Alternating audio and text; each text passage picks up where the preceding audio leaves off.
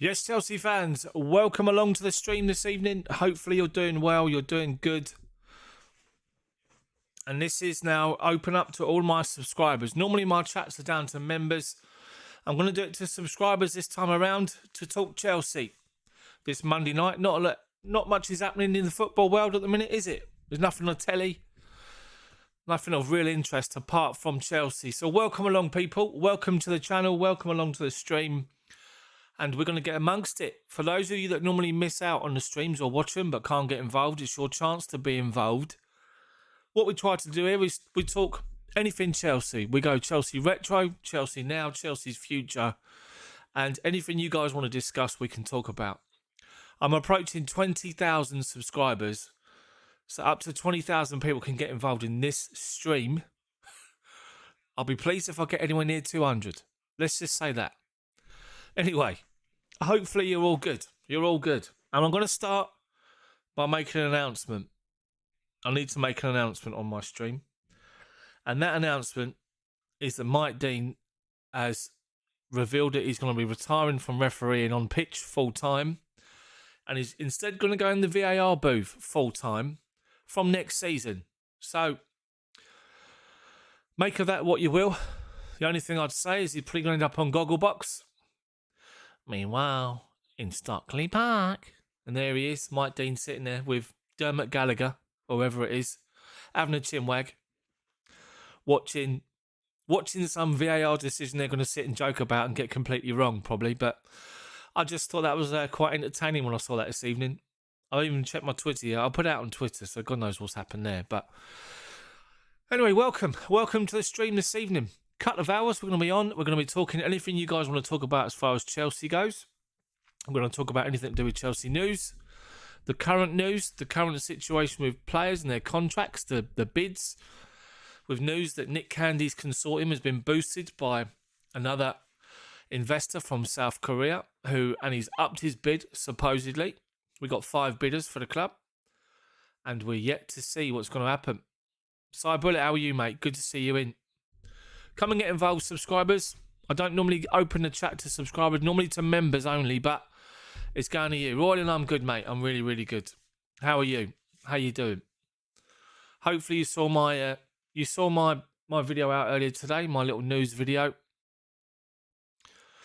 Hopefully it was all right for you.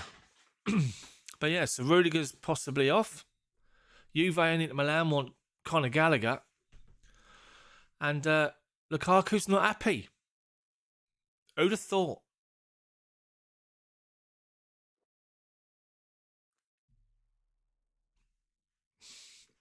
Anyway, pub's open.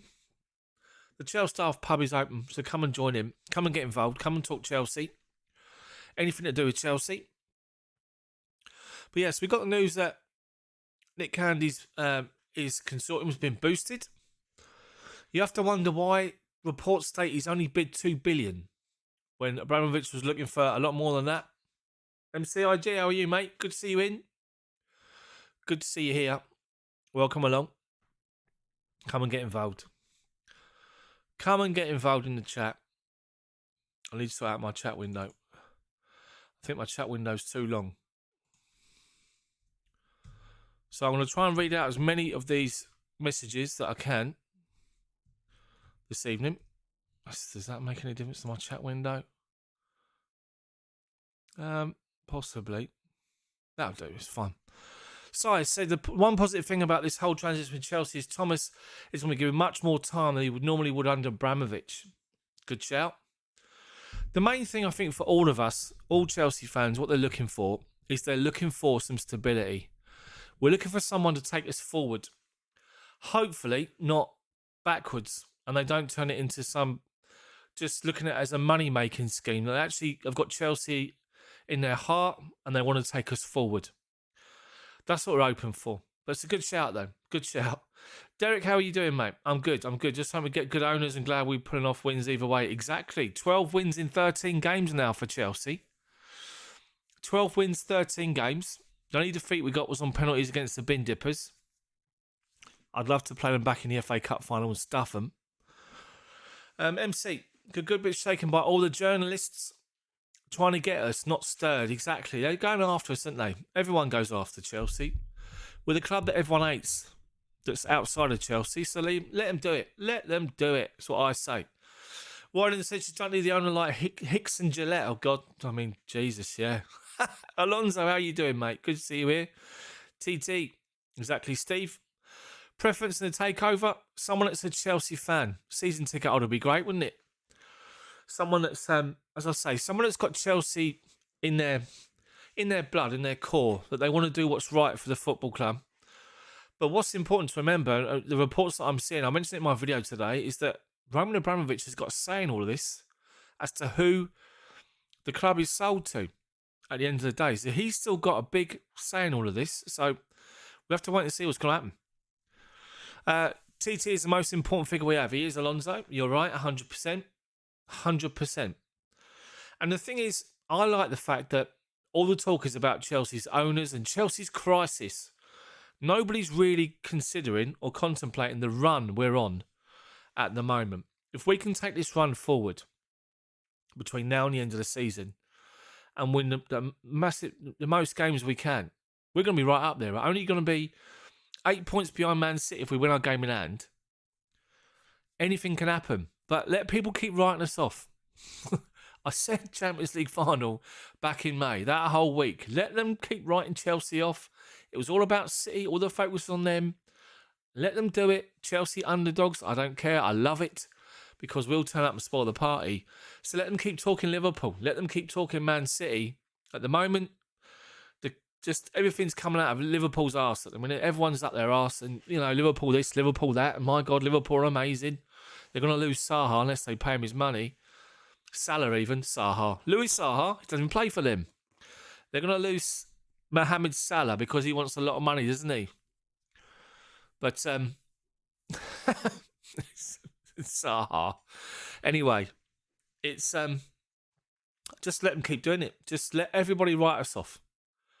But I have to say, I mean, if you saw my channel last week, then you would have seen my videos where I got riled up by Mr. Danny Baker. First and foremost, having a pop at Chelsea fans and talking about the fact that, at the end of the day, there'll be another glamour side to come along for you, but you lot to go and support and all this. That triggered me. My Chelsea Till I Die video, and then there was the other one with old Jamie Carragher having a pop about Chelsea and destabilising Liverpool by trying to sign Steven Gerrard. Whereas if you look at Liverpool, they pinched 6 Southampton players over 3 seasons. And in addition to that, Man United also pinched Luke Shaw. So, and they talk about us trying to destabilise football. So that's why I got involved last week. Let's keep watching. Let's keep some of these coming chats to keep going. So Chelsea Boy 11, how are you, mate? All I'm asking us Chelsea fans to do is back tuchel, even in bad times, just to keep together. Exactly.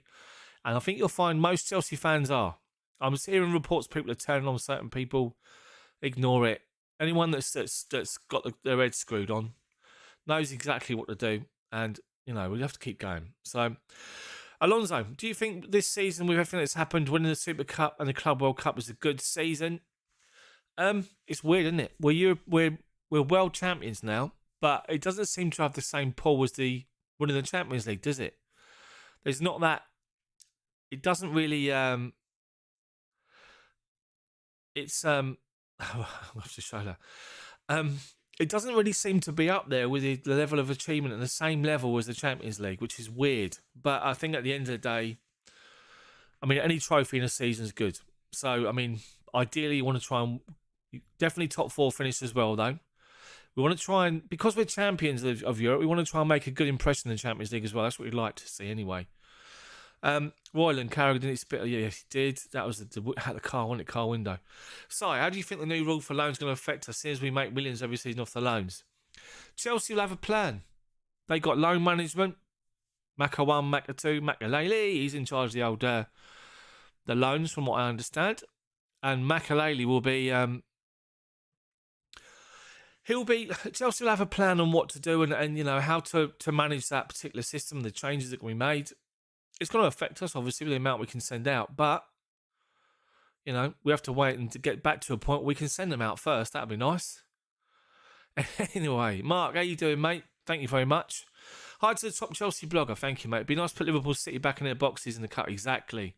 MCIG says that Chelsea are at a crossroads right now. We are, but I just keep thinking about this and the fact that I just have a feeling that Chelsea are going to come back even stronger. Especially if it goes to the right people. People that are Chelsea fans, people that are... Yeah, imagine that, Royland, by the way. Yeah, Holly Valance. Jesus. I thought Marina Granovskaya was a bit tasty, but my God, Holly Valance. Hello.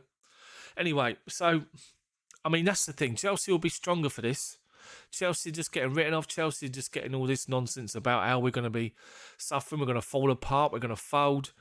But you get the right owner in with Chelsea to their core that want to invest and if anything, just replicate what Roman's done, but then take it forward. That'll just be amazing. That'll be absolutely outstanding. MCIG, do you think we have to move to a bigger ground, or should we demolish the bridge and build a new one on top of it? I think that we're going to try and stay as we are. Pitch owners and everything else, I think we're going to stay as we are. I mean, they had approval before for the stadium, and I think they're going to go with it. They're going to try and stay at Stamford Bridge. Alonso, were you happy with the Champions League draw and the FA Cup draw? I was more than happy with both. I said this, Alonso, last week. If you remember my after the game stream, the chat, I said that I think that no team in the Champions League wants to draw Chelsea. Real Madrid were flying in La Liga. They were till last night. They looked decent. They got absolutely battered by Barcelona. And did you see Xavi's comment after the game, saying we expected a much more difficult game? How to twist the knife by Xavi. Brilliant comment. Brilliant. So, Real Madrid, I think we can do them over 2 games. I still think their defence is suspect. Nowhere near as good as it was before. Militao, who linked with us, don't know why. I think last season against Chelsea was awful. Timo Werner just running riot. And I think he's going to do it again. So, yeah, I think anyone in the Champions League, really, because I don't think anyone wants to play us. So, Champions League draw is great. The FA Cup draw is brilliant, isn't it? Crystal Palace, all London tie. And it's good to see that the FA have come out this evening to say they're going to try and work with the government to get some tickets sold for Chelsea fans to make it a sellout, but in accordance with the sanctions. So Chelsea won't receive any money for that, but they're going to try and get the tickets sold and get Wembley full for the semi-final, which would be great. So, I mean, Chelsea Palace is fantastic. Liverpool Man City both looked at a draw and just thought, I think Robbie Fowler said straight away it should have been the final. Well, no. We all live in a Robbie Fowler house. Anyway, so yeah, Chelsea Palace is a great draw for us and for them. They're going to be confident. They're playing well. The only thing is Conor Gallagher can't play. So, yeah, both of those are great draws. Chelsea by 11. The world's against, especially rival, want us to go down, so we definitely stick together. Exactly, we do. Chelsea fans do stick together. The core of the Chelsea fans stick together. Make sure when you read all this stuff on social media, all you've got to do is make sure you follow the right people, the right sources. Don't listen to nonsense, and we'll be fine. Just stick together and you'll be fine. D2121 reminds everyone to smash that like button. Thank you very much, mate. Appreciate it. Just on the takeover, all I'm asking for someone who really loves football and wants to be a success continue, and not someone that wants to use this as a business. Exactly. My thoughts entirely. Alonso, if Benzema can be cornered out, we're on our way. Yeah, Benzema's outstandingly. For his age, he's a different class, Benzema. He's absolutely just different class, isn't he? MCIG, let him a chance too. We might see them again. Yeah, they were good. Man United had no answer from, did they? Absolutely no answer. Steve, thank you very much, mate, for the super chat. Much appreciated. Keep Gallagher and Braha and be happy. Instant to see the new owner's thoughts. Exactly. But, I mean, you're not being funny, but you take over this football club, take over Chelsea, you're world champions, European champions. You've got an outstanding squad of players. Okay, might need a little bit of trimming here and there, and think of Conor Gallagher coming back into that squad next season. And it's positive. It can only be positive. You know, the core, the base of that squad is young. Okay, albeit apart from Thiago Silva. But you might have 2 or 3 or 4 defensive signings to make if reports are to be believed. But I think at the end of the day, you know, Chelsea will always have a plan. So if Rudiger has signed or this 4-year deal with Juve, let him go. No problem. There'll be a replacement lined up. And then obviously Thiago Silva signed, thank God. There's reports that There's reports that Cesar Azpilicueta, he's played more than 30 games this season, which has triggered an automatic 1-year extension to his contract. And there's a report that he's asked Chelsea to be let go from that because he wants to go back to Spain, which I say just let him go. I think he's been outstanding. I think he deserves that. So you might have a fair few signings to make, but when they come in and the owners come in and they've got Braha and Gallagher coming in, I think in that squad already, maybe 3 or 4 will go out. Maybe might need a couple of other extra signings, but the base of that squad is good and it's exciting. Dara, I think in order to answer your question, what other loan styles do you expect to break into a starting 11 next season and beyond? Conor Gallagher and Armando Braha, I think, definitely. Royland, who should be our new shirt sponsor? A South Korean sponsor. You never know, dear. Never know. Alonso, Lukaku, the Lone Ranger. What do we do with him? Get rid of him. There's no point. The problem is at the end of the day, is it doesn't matter the player's ability. It doesn't matter reputation. If a player comes in and for whatever reason they fall out with the management, we all know why he fell out with the manager. But if they fall out with the management and they're unhappy, what's the point in keeping them? And I take you back to Ole Gunnar Solskjaer, a couple of seasons back, was talking towards the end of the season, and he was talking about getting rid of the bad eggs and the bad eggs in the dressing room. Lukaku went that summer to Inter. Now, obviously, different story at Inter, working under Conte, who believed in him. Who, we all know what Conte is like.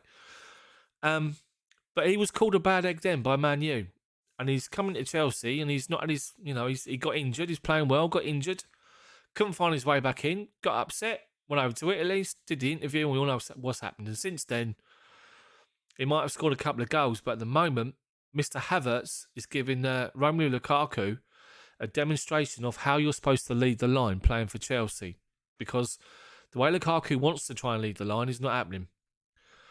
Anyway, MCIG, Samsung again, the Samsung sponsor here. John, how you doing? Bad owners is a proof of poor performing club at United. Exactly. Chelsea Daft logo is a new sponsor. Imagine that. Yeah, I can afford a £5 a week. That'd be fine, wouldn't it? MCIG, we almost extended Rudy's contract before the Russian sanctions screwed everything up for us. Well, there's reports that we did and there's reports that we didn't. There's reports that he wanted £225,000 a week and Chelsea weren't going to pay that.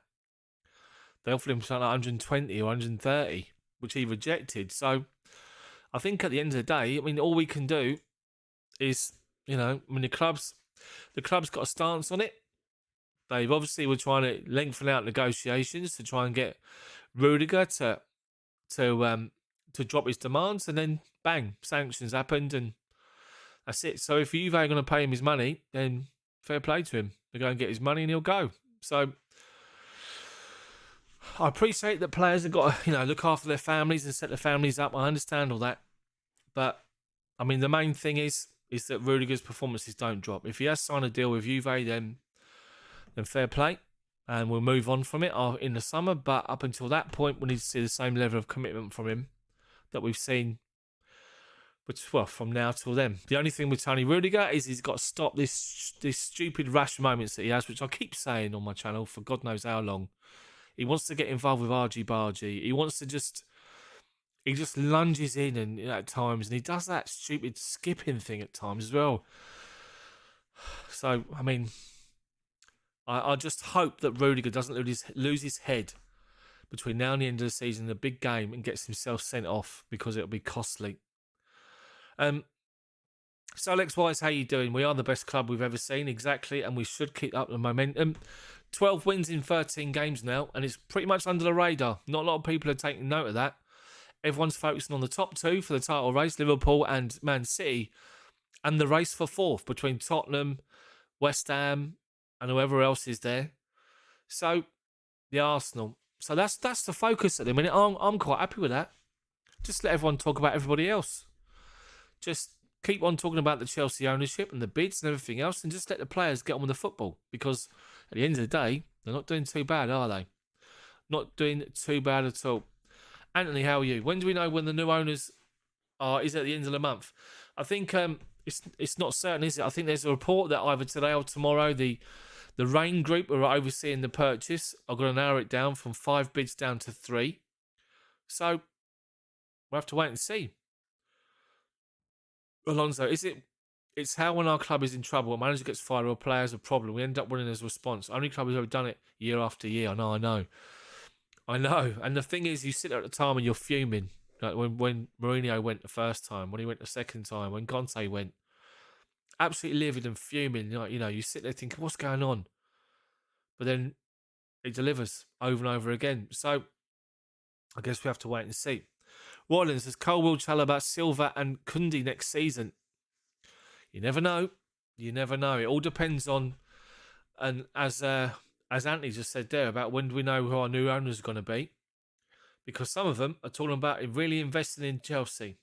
Big money being made available to spend. Wouldn't that just give everyone the piss everybody else off? If somebody like, Nick Candy comes in and says, there you go, there's £500 million for the football club, you go and spend that money, do with it what you need to, but you can use some of it, half of it, all of it on transfers. Imagine that. Imagine the condemnation. And the just football fans up and down the country be like, it's happening again. But at the end of the day, you can have all the money that you want. You can have all the money in the world, but you need to make sure that you buy the right players and you build a squad and you get to a point where you get the core of your squad, as we did with Cech, Terry, Lampard and Drogba, and you add the pieces to it. And every season, you keep it fresh. One major sign or one or two maybe, just to keep it going. And that's what we've done time and time again. And it's going to be different this summer. Obviously, if we lose the 3 players from our defence in Aspi, Christensen and Tony Rudiger. But the good thing is, and what we've seen from Thomas Tuchel, is that Tuchel is open to going to a back 4 rather than a back 3. Don't forget, you've got the likes of Reece James that can play centre-half as well. So we're going to be fine one way or the other. Sean, how are you doing? What hiring of staff, talent seekers? Would the Power Lady be there to buy players and negotiate? We can't afford to lose good players. Exactly, no, we can't afford to lose them. There are some reports saying, or some opinion we should say, saying that when the new owners come in, would they sit and want to rock the apple cart and get rid of all the people that are in there at the moment and bring new people in? Or would they want to try and keep the important, influential people at the club and try and utilise their knowledge, their experience, such as Marina? Guess we have to wait and see. Pandeli, Image win the Champions League this year again after all this difficult situation. I know, exactly. Imagine it, everyone hates us. It would Royden, it would cause Collymore and Carragher's heads to wobble. Alonso, you mentioned Rudy getting the film Escape to Victory. Pele gets knocked out. Reminds me of Rudy bashing De Bruyne and making sure Man City's hopes. Yeah, yes, he did, didn't he? Alonso, we're done. Oh yeah, City's hopes were done. Woodsheader, how are you, mate? Good to see you in. So welcome along, subscribers. Welcome in. Smash the like button for me. I'm 9 away from 50. We're going to be on for a couple of hours tonight. We're going to talk anything at Chelsea. So you ask away and I'll try and answer it and read out your comments as much as I can. It could be Chelsea now, all the news going on at the moment about the players, the club. It could be Chelsea future. And it can also be Chelsea retro. Your favourite players, favourite games, favourite moments from back in the day. We can keep it open. MCIG, they put us to seize mentality, so they better watch out. Exactly. Rudiger makes sure that he knows you're there. He does that every time. Alonso, he does, yeah. Human, anyone got any idea we can buy tickets again? And what happens if we got a tour booked? Can you still go? I'm not sure about the tour. Probably not. I know the club shop's shut, but tickets, it's not until the sanctions are over. And the only way the sanctions will be over is when Russia stop doing what they're doing, which is criminal, scandalous, unjust, just shocking what they're doing to Ukraine. And until they stop doing that, sanctions will be imposed. Ebafola, how are you? Nice to hear from you too. Kelly, who would you sell next year? Jorginho and Lukaku. Jorginho because he's not first choice anymore. because first choice is going to be Loftus-Cheek. First choice will be Conte and Kovacic with Loftus-Cheek close behind them because of his dynamism. Jorginho's not dynamic. We're getting to a point in the middle of midfield now in the modern game where you need to be dynamic. You need to be box to box. You need to have energy. You need to not just be good with the ball at your feet. You need to work without the ball. And you need to cover that whole middle third. Pushing forward to attacking areas, getting back and defending. But having the ability to switch from defence to attack by a little burst through midfield like you see Kovacic do. We've seen Loftus-Cheek do it time and time again. Jorginho doesn't do that. He's sort of pigeonholed into one position. I'm not sure if that's going to be suited for Thomas Tuchel. Maybe between now and the end of the season, in important games he will be, Jorginho, but going forward, I can't see it happening. And as for Lukaku, if he's not happy, get rid of him. Simple as that. Bring somebody else in. I mean, that's all you can do. What's the point of keeping someone who's not happy? Doesn't matter how good they are. Players come and go. Managers, staff, players come and go, but there's one thing that remains, and that's Chelsea Football Club. We'll be here. We were here before Abramovich. We'll still be here after. And hopefully we're going to get stronger and stronger to piss everybody else off. Kelly thinks Ross Barkley will go as well. I think that's a good shout. I think Barkley's been one that's flattered to deceive. I just don't think he fits into Chelsea's plans. And again, I've just been talking there about midfielders with dynamism. Barkley isn't that, is he? When have you seen Ross Barkley box to box, getting back in and working hard defensively without the ball? You don't see it, do you? He's a bit of a, what they call it? You carry Ross Barkley in a game. He needs to work hard and he doesn't do it. So, Alonso, back in the day, I remember Wise versus Vieira, Lasso versus Robbie Fowler. Rudiger doesn't take any crap, no, he doesn't. MCIG, like to keep Jorginho strictly as a ball recycling specialist. That's a good shout. But again, look at, it's what I keep saying. I know he's good with the ball at his feet. Jorginho is outstanding. But you get somebody up his arse, man on him, he can't hack it. And as I said, I've already spoken about the fact he needs to be much more dynamic for me. Royland brings in marquee signing. Who will it be? Haaland. That's going to be mega money. That's going to be stupid money, that, for Haaland. If he didn't have his agent and he had his head screwed on and he didn't get all carried away with himself and he wanted something like 200 grand a week, then yeah, I'd take it. But, I mean, it's ridiculous. There still is reports that Real Madrid are trying to sign him and Mbappe together, aren't they? Put as a front two. That's a scandalous amount of money. Scandalous. Marquee signing could be anybody. Defence, midfield, attack. It could be anyone. And, I mean, what strikers are out there? What strikers are out there you could sign to replace Lukaku rather than Haaland or Mbappe? Who else is there? Or who else is there that could potentially be available? That's what we need to ask. So, it's definitely going to be an interesting summer, big time, definitely, because will we have new ownership by then? Hopefully. How much money are we going to have to spend? And how much is it going to piss the world off when we come back even stronger? So, Mbappe better than Haaland. I think they're two different types of players, aren't they? Mbappe's about the pace, whereas Haaland is all about the all-round game. Pandemic we've got Braha exactly at Southampton. They love him. They want to keep him. He's done great. He's done outstanding. And I think he'll come back into Chelsea. And I think quite rightly so then. You haven't got to go to get a marquee signing. You replace Lukaku with Braha because he works hard. He's a team player. He's got his head screwed on. He's got his feet firmly on the ground. And he's not, up his own arse at the minute. So hopefully he will get a go next season like with Conor Gallagher. So, Jorginho for Conor Gallagher, Lukaku for Braha. New owners could buy Man United and make them reserve squad. Will Ronaldo still be there next season if they don't qualify for the Champions League? I don't think he will. But this is important actually, me bringing up Cristiano Ronaldo, because look at what's happened since he signed for Man United. The whole balance of their squad, their team, has just gone completely.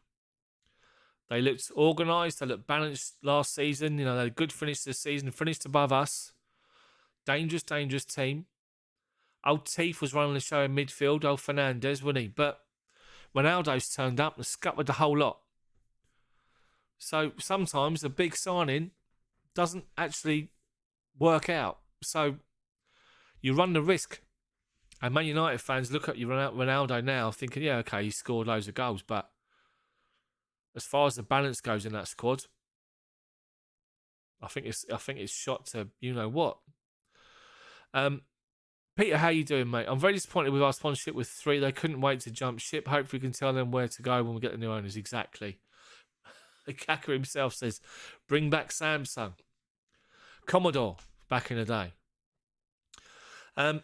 MCIG, summer transfer window will peak with all the players available, ones going on freeze. Exactly. Human, do you think Conor McGregor made a serious offer or just played the people like always? He did.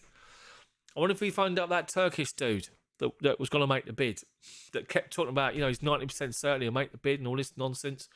McGregor's, I'm interested in buying Chelsea. Leave off, McGregor. You're not that rich. Might be able to make a little investment and go in with loads of other people, but no. No. Deary me. Now, I haven't got a clue how to pronounce your name. The last person you just put up in the chat. Apologies. We're going to announce the new owner. I'm not sure. I think once the decision's been made, but by all accounts, only today or tomorrow, they're going to trim it down from 5 bids down to 3 for serious consideration. Yeah, Anthony, we don't need Haaland, exactly. Echo himself, will Mourinho and Czech remain after the arrival of the new owners? God knows. Hopefully so. Hopefully that the new owners come in and they don't want to shake things up too much. What they want to do is they just want to look to continue what's been going on the last 20 seasons and then look to take us forward. Alonso, Lukaku's imbalanced as well. Last season, all attack score when Lukaku plays target man, we are found out unless the defender is slow. Yeah, he can't play target man, Lukaku. Shocking, as I keep saying. Someone of his size, his stature, he can't play. Cannot play as a target man. Baffles me. Someone that's so big. Amount of headers he doesn't win. Up against defenders is just shocking. Woodshadder, difficult to think about transfer when we don't know who owns the club by the summer. I'll prioritise getting the contract extensions and building on the new spine and giving them profit insurances. Exactly. And I think that'll be the main thing. As soon as the new owners come in, it's all done and dusted. It'll be, right, who can we try and get to stay? Looks like, as I said earlier, Rudiger's gone. He'll go. Whether they can convince Pete. But I guess we have to wait and see. But I think definitely it'll be 2 or 3 going. I wouldn't be surprised, I said, if it's Jorginho, Barkley, which is a good shout in the chat earlier, and possibly Lukaku if he's not happy. So, what's the point in keeping people who are not happy? There's no point. So Chelsea always have a plan. And I guarantee you, Chelsea, we're planning for the summer transfers, summer movement, with or without sanctions. They're going to keep doing it because they need to make sure that they've got everything, all the bases covered. So there still will be discussions held. Obviously, no money can exchange hands, buying or selling. But once those sanctions are lifted and new owners are in place, and hopefully the right owners that give us some money, because they will invest. And if Chelsea can go out with brand new owners with a lot of money to shut the world up, then I know. David, that's why we love beautiful game. The poorest club in the world just knocked out the French champions from the Champions League. Exactly. Exactly. Yeah. That's a good shout, David. Good shout. Like that one. But, yeah, the poorest club in the world. Oh, no one likes us, but we don't care.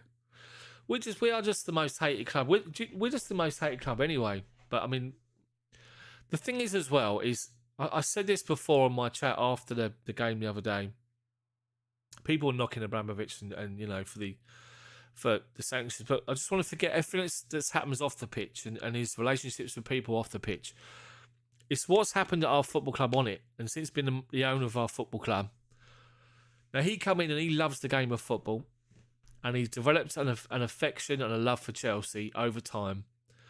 But he lives football. He lives and breathes football. He kicks every ball. He heads every ball. And I want another owner, the new owner, to be like that. So new owners that must have the same passion for the game and for our football club, and to live and breathe Chelsea. And there's a lot of them that have made bids that do, which is encouraging. I don't want to see a new owner sit there, stern-faced, hardly moving when a game's on and a goal goes in. There's just a bit of emotion. Well, I call plastic face, that bird over at Newcastle. She just cheers at anything. Someone goes past with like hot dogs, she's like, way. But it's just, yeah. You have to have the right owners in touch. That's what we want. We want the right owners in touch with the club. So that's what we want. Lindsay, for the new owner's steps to build up fan support, sign Tuchel a long contract, retain Rudiger, develop bigger stadium, we've got the fan base. Exactly. MCIG thinks that Lukaku's 25 pounds overweight. Should be in Rudy's body shape. He's just built. He's just bigger. It's just the way he's been built. But it's like I keep saying. You look at Lukaku 1-on-1 with a defender in the air, and he'll lose 9 out of 10 of them. Whereas Diego Costa, can you still see me? Is it gone? Whereas Diego Costa and Didier Drogba had the same physique as Rudiger, and they could bully defenders. Whereas Lukaku can't, and that's what baffles me. Wood said a new spine: Mendy, Rudy if he extends, James, Chile, Mason, Kovacic, Havertz. These lads will cover Chelsea for years. Players like Conte, Silva, Ziyech will be in and out, rotating with the youth. I think Silva will give it one more season. Hakim Ziyech has stepped up, I have to say that. Always plays with like a body language like he's got the ump for some reason. I don't know why. But he's smiling a lot more now when he's scoring his goals. He scored a good goal at the weekend. And N'Golo Conte, people keep talking about Conte is injury prone, and we should get rid of him because he's injury prone. He's going to get worse. But I always keep saying that with N'Golo Conte, what he gives you for when he's fit, you can't replace. So we'll see what happens. But yeah, I mean, you think that spine: Edouard Mendy, Reece James, Ben Chilwell, Mason Mount, Kovacic, Havertz. Build around those players. Don't forget Timo Werner. Build around these players, Gallagher, Braha. And honestly, I think we're good for a fair few seasons here. As long as we can keep these players, that's the main thing. So, everybody outside of Chelsea has an opinion of Chelsea. It's all doom and gloom. You know, we haven't got. First, we heard there was no money, that we weren't going to be able to survive. Bruce Buck had to come out and say, no, there's money there to the end of the season. Chelsea will be fine. Then it was just all this nonsense about, you know, all these ridiculous stories and rumours that were coming out. But you look at those people that made a bid. 5 different consortiums that made a bid for Chelsea. They all want to take the club forward. And that's it. Imagine if we win the FA Cup or Champions League and Champions League, or one of them, says Alonso. What a statement from our club. Rivals would never hear the end of it. No. That's what I'm saying. 12 wins in 13 games, and everyone's sort of not really paying much attention. So they keep writing us off. Let them do it. Let them write us all off. Doesn't matter. I much prefer people talk about other people, other clubs, focus on them. You know, the BBC, Sky, and BT Sport almost wet themselves whenever they show Man United, Man City, and Liverpool. More so Liverpool and Man City at the moment. They're just wetting their drawers. Every time they see them, they talk about them. It's just, you know, it's just ridiculous. So let them keep doing it. Let them keep doing it. But, I mean, Jermaine Jonas, old JJ, don't know why he's a pundit. What did he win in his football career? Nothing. But for some reason, he's a pundit. He did the coverage of the Chelsea game on BBC. And he made a good point. I have to give him this. He just turned around and said that, you know, they beaten Tottenham and they beaten Man United Borough in the FA Cup. And Chelsea was one too far because they said that even though Chelsea might at times not play well, they've got the players and they've got the know-how to get the job done and get the win. Whereas Tottenham and Man United, when they're up against it, they don't know how to do that. They haven't got a squad that knows how to do that. That's why they've suffered. But Chelsea are a different kettle of fish. And And we are a squad of winners. We're a squad of champions, Champions Leagues, Club World Cup, and we're only going to keep going. Cobham FC for next season. Sean favourite songs with K by my side. How you doing, Sean? Good to see you, mate. Good to see you in. Alonso also says, are we destined to beat Liverpool in the FA Cup? I'd love to beat the old bin dippers in the FA Cup final. I'd love to, just to shove it down their throat. You know, the way they celebrated winning the League Cup, because Kepa, bless him, didn't have a good penalty shootout, did he, Kepa? But then the other day, I mean, I said this on my commentary, the Lille game. A lot of people was like, why did Kepa come on for the League Cup final in goal for the penalties? First and foremost, he'd done well in the previous rounds in the penalty shootouts. He deserved to have some sort of involvement in the League Cup final, but he got hammered because he didn't save any of the 11 penalties and he went and missed the other one. But you then looked at Edouard Mendy, his attempt to save the penalty against Lille last week in the second leg. And I said it in my commentary at the time. He dived sideways on the floor, Mendy. He didn't even try to go waist high or make the attacker think twice about what he was doing. He literally just almost bent down to his knees and then dived sideways, like along the floor, along the deck, and made it so easy for him to score. So I looked at that, at Edouard Mendy's attempt to save that penalty against Lille, and thought, yeah, that's why Kepa come in and did the penalty shootout. But Edouard Mendy's shot stopping ability is outstanding, absolutely outstanding. Some of the saves he's made since he's turned up our football club. Someone, was it 25 million? Just different class, Mendy. Still gives me a heart attack when he's got the ball at his feet. I've got to say that, when he holds onto it for too long. But what an outstanding signing he's been.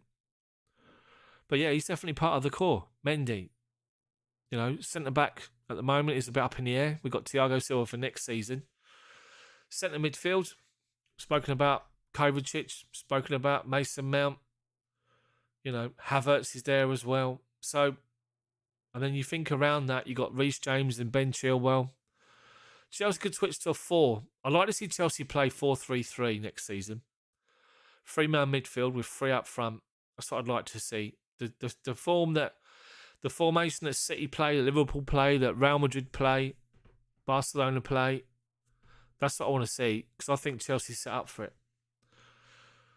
You can have Hakim Ziyech on one side up top. You can have Pulisic or Werner on the other with Havertz through the middle.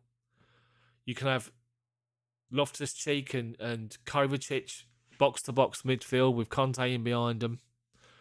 You know, you've then got Chilwell, Reece James, Thiago Silva and one other, and then Mendy.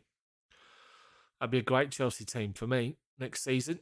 And you're still going to then have Conor Gallagher, and you're then going to have Armando Broja coming in, and hopefully Broja, however you want to say his name. Yeah, Alonso, Kepa got us to the final of the League Cup. He did. MCIG, the VVD penny just stopped Kepa's confidence dead in his tracks. Chelsea, boy, don't want to face Liverpool ever again. Not that I'm scared of them. Just want VR to give them... VR give them everything. And when we score, VR says it's offside. The only reason I don't want to play them. Fair enough. Fair comment. Woodshella, no way Kepa's fault that we lost. He bought in safe penalties and not shooting himself. All pens were good and Kepa got close to saving one. Alonso, is Harry Kane not an option for us? Swap. I don't think he will be. I know money talks, but as far as Daniel Levy's concerned, it's not. It's Chelsea though, is it? That's the problem. Luka Modric back in the day wanted to come to Chelsea. Spoke to Chelsea, wanted to come. Levy refused point blank. You're not going to Chelsea. So, MCIG's bringing up swap deals. I mean, I'd take Harry Kane all day long. Phantom, how are you doing, mate? Have I ever been to Selhurst Park, Crystal Palace? I've been once, yeah. Years and years ago. Years and years and years ago, I've got to say. But, yeah. It's Human. A few websites saying that Dwayne Johnson and Vince McMahon have made and Vince have made an offer as the XFL didn't work and they're interested in the UK. No, I don't believe that. I don't believe that at all. I think the 5 bids is you're looking at Nick Candy, Martin Broughton and Seb Coe. You're looking at the 2 Americans that own clubs that are backed got a lot of money, and you look at the Saudis. That's what I believe the 5 are. And as I say, the reports state that 2 of those bids will be rejected in the next 24, 48 hours. It will whittle down to 3, and they'll go for it from there. They'll discuss and contemplate which one of the 3 will get the club. But again, once again, it'll point to the fact that Mr. Abramovich has still got a say in all of this when it comes to selling the club. Lee, how you doing? How are you?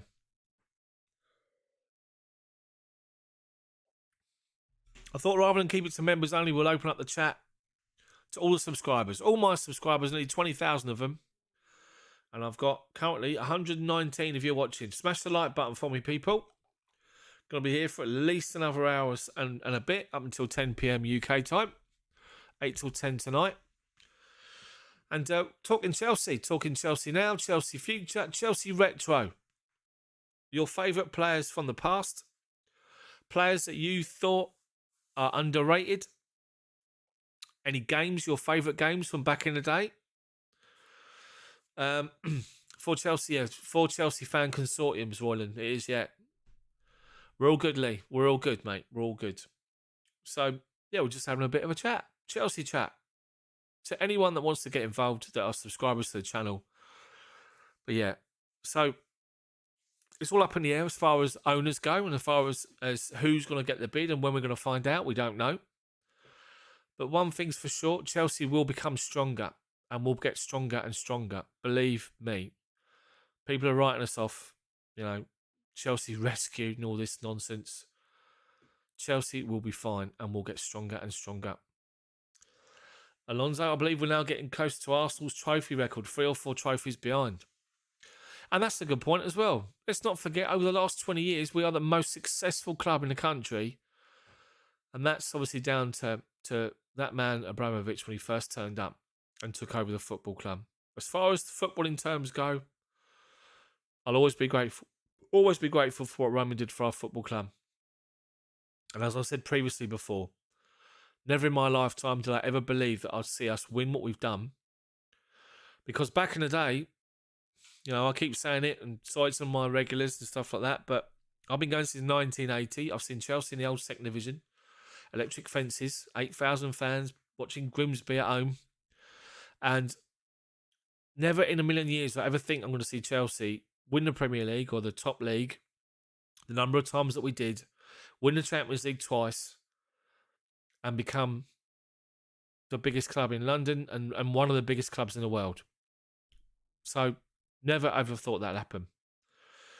So, yeah, London is permanently turning blue, Alonso. You're right. It is. London is blue.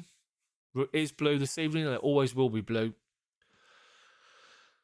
People, as I say, people are writing us off. They're writing Chelsea off left, right and centre. Let them do it. Let them just keep talking about the title race with Man City and Liverpool. If we win our game in hand, we're 8 points behind. With 12 wins out of 13 games. Let's have a look at the fixtures we've got coming up. Let me just have a look on the old Google. 1 second. I can't be asked to go in the app, the fifth stand and all that nonsense. So we take on Brentford coming up. Then we've got the Champions League quarter-final first leg against Real Madrid. We take on Premier League. We take on Brentford at home, Southampton away. So a look. Then we're looking at Leeds away, then Arsenal at home, then West Ham at home, Everton away, Wolves at home, Man United away, and then the final game of the season is Watford at home.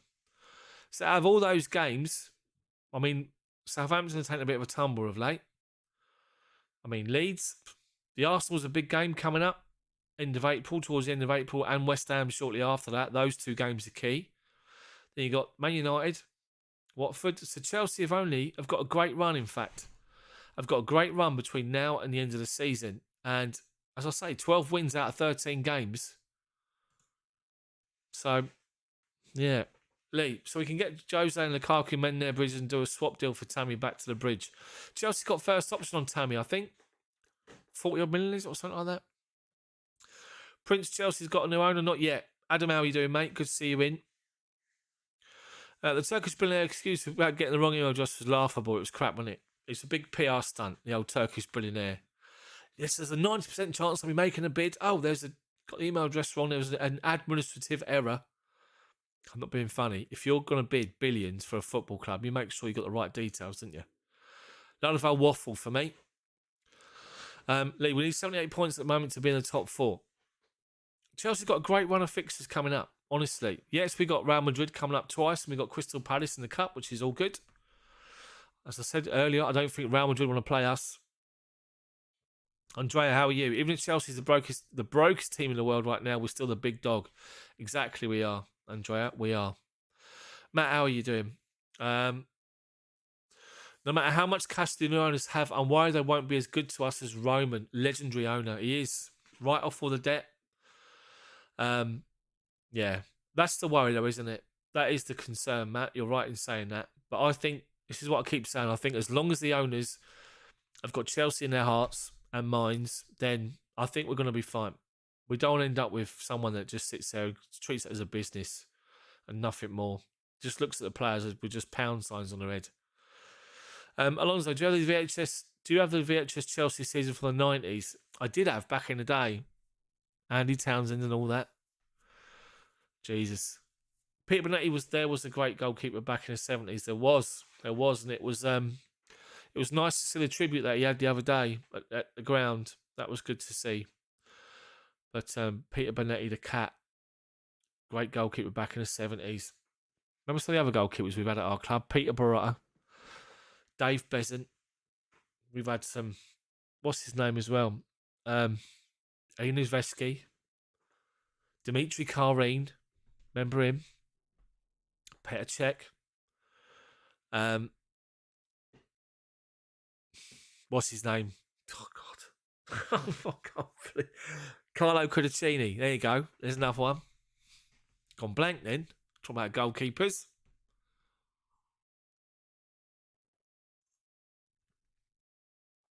Deary me. So yeah, it's gone a bit old retro. Alonso, what are you referring to for the 90s? The Chelsea, one of the Chelsea seasons in the 90s. Ed de Hoy's another one. Ed de Hoy, bless him. He was good as well, Ed de Hoy, wasn't he? Apart from the fact he got beat from the corner flag by what's his name? Bloke played for Arsenal up front. Can't think what his name is. Yeah, Demi would have been in the same boat as Roman Abramovich. He would have done, yeah. He would have done. But, yeah, that's some goalkeepers, haven't we, at our club? But this is what you keep talking about. Waddy, there is a lot of drama. And let them keep talking. Let them keep talking. This is what I keep saying. Just let them talk. Just let Chelsea get on with it. The players get on with it. Keep their heads clear and just keep their run, the fantastic run they're on. 12 wins in 13 games. Let them keep doing it. Let them keep talking. Chelsea will be fine at the end of the day. Chelsea not going to go to the wall. Chelsea not going to literally just new owners come in and just sell everybody off and end up with some tin pot squad that gets relegated. That's not going to happen. That won't happen. But Roman Abramovich has been a legendary owner of our football club. As far as the football terms go, and being the owner of the football club and what he's done for our football club, of course, legendary. But there was a time before Roman, and there will be a time after. And this is the time now, and we can only get stronger with new owners, as long as they're Chelsea fans, and got Chelsea in the at the forefront of their minds, the football club, and taking it and just continuing what we've been doing over the last 20 years and just building on it and hopefully trying to improve us. Adam, sorry mate, did I see you or not? I'm not sure if I did, but welcome along. Marco Ambrosio is another one, wasn't he? Ken Bates, could he buy us back for £1? Imagine that. Imagine that. John Sparrow, the first player, did a long throw when the bridge was a mud bath. Deary me. Carno, that was it. Woodshadow, fun fact, probably all of us are laughing our lungs out each season Man United at the bottom of it. However, we don't get out without a scratch. We criticise them publicly. They do with us. Hypocrites. They give us joyous amusement beyond expectations, Man U. Yes, they do. They do. If anything, they get all Spursy, didn't they? Blues. Jolo coming on against Liverpool at 2-0 down and winning 4-2 with Sparky up front. Exactly. That was a great moment. That was a great moment with the Erling Jonsson penalty, wasn't it? Remember that? The penalty, there was never a penalty. But that was a great game, that was a great game. Steve, will Chile be back before season finishes? I think it's going to be next season. I don't think I'm going to rush him. Why rush him? You know, we've got Malang Sarr. We've got George Marcus Alonso. Plus, you've got Aspie can play left side if he needs to. So I wouldn't rush Chilwell. Obviously, if he can get back and he's proven to be strong enough, then we'll see what happens. But I guess we have to just pray and hope that he recovers fully and he gets back to being where he was.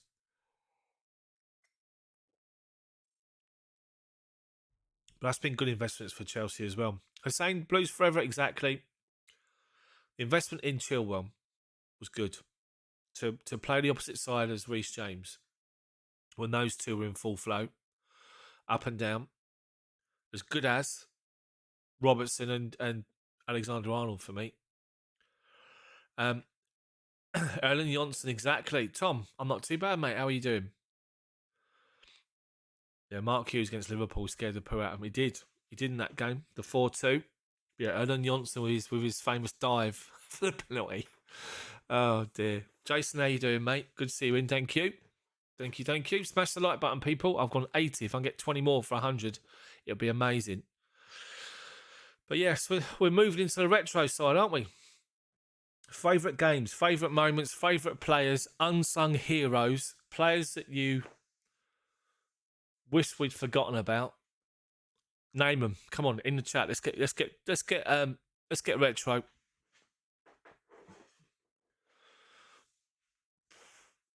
If Conte's injury prone, then what was Jesper Gronkiar? Anyone here remember of the Chelsea supporters? I remember the CSP. I remember, but not much interaction. I'm not, mate. No, unfortunately, you've not had a lot of interaction. No, you should do. Hopefully, reach out to them.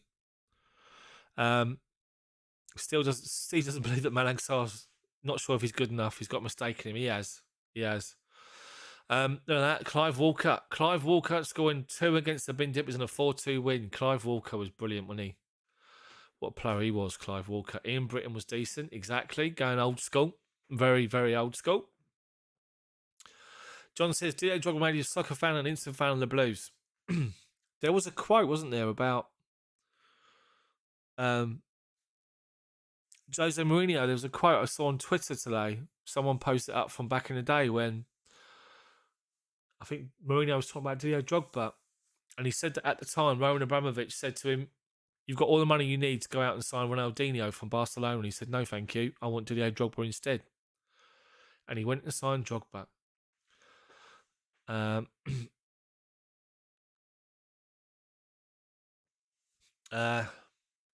K made this title up. LOL, use the youth Cobham FC for next season. Exactly.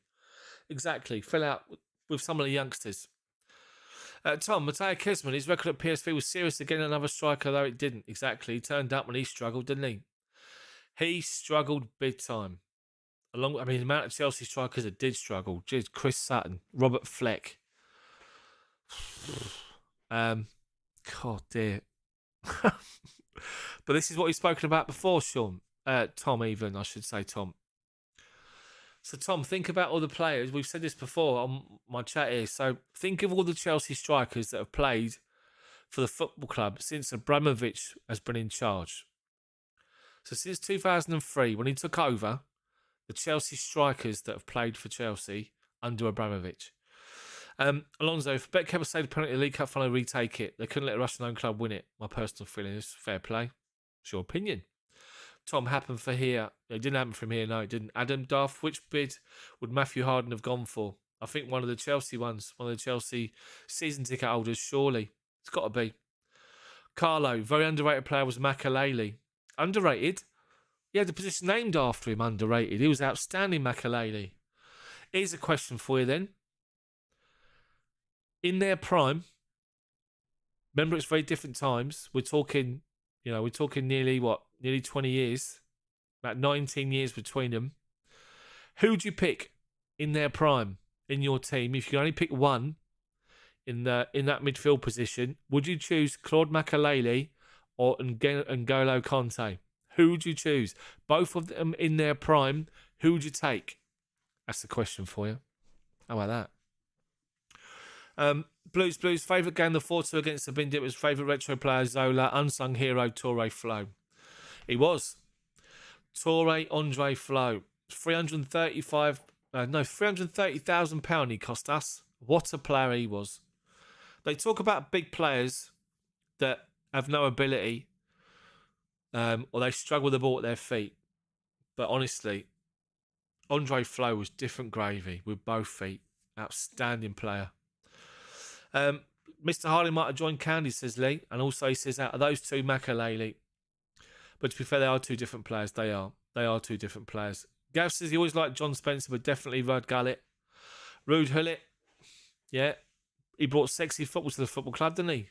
Ruud Gullit. I'm not sure John Spencer did, but that's nothing against him. Adam says he'd take both Makalele and Conte. Imagine that. Imagine those two sitting in front of a back four.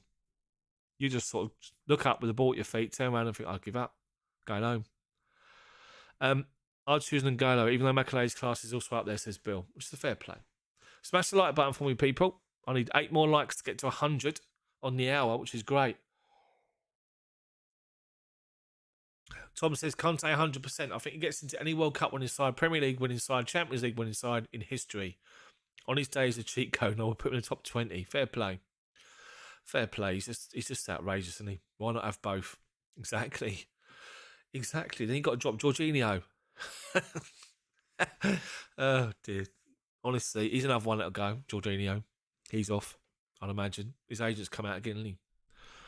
Yeah, different players. Okay, I get the point. They are very different players. Makalele was all about playing that pivot or playing at the base of the in the defensive position, wasn't it? The holding midfield position. Whereas Conte is much more box to box and just everywhere. So they are different players. They're very different players. Let's go back to the other questions again then. So come on, people. Chelsea Retro. Favourite players from back in the day? Any favourite moments? Underrated players? And also players that you'd like to forget. One of my ones is, what's his name? Played middle of midfield. Slavica Djukanovic. Oh, he wore number 10 as well, didn't he? He was woeful for Chelsea. Absolute woeful. Honestly. Carlo says in his prime you go for Conte, which is understandable. A lot of people will refer back to the player they see now rather than look back at the influence that Makalele had. At the time, I couldn't believe that Real Madrid let him go for 24 million, Makalele. But they did, and look what happened.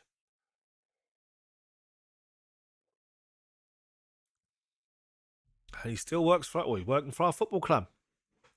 Looking after the loans. The loanees out and about.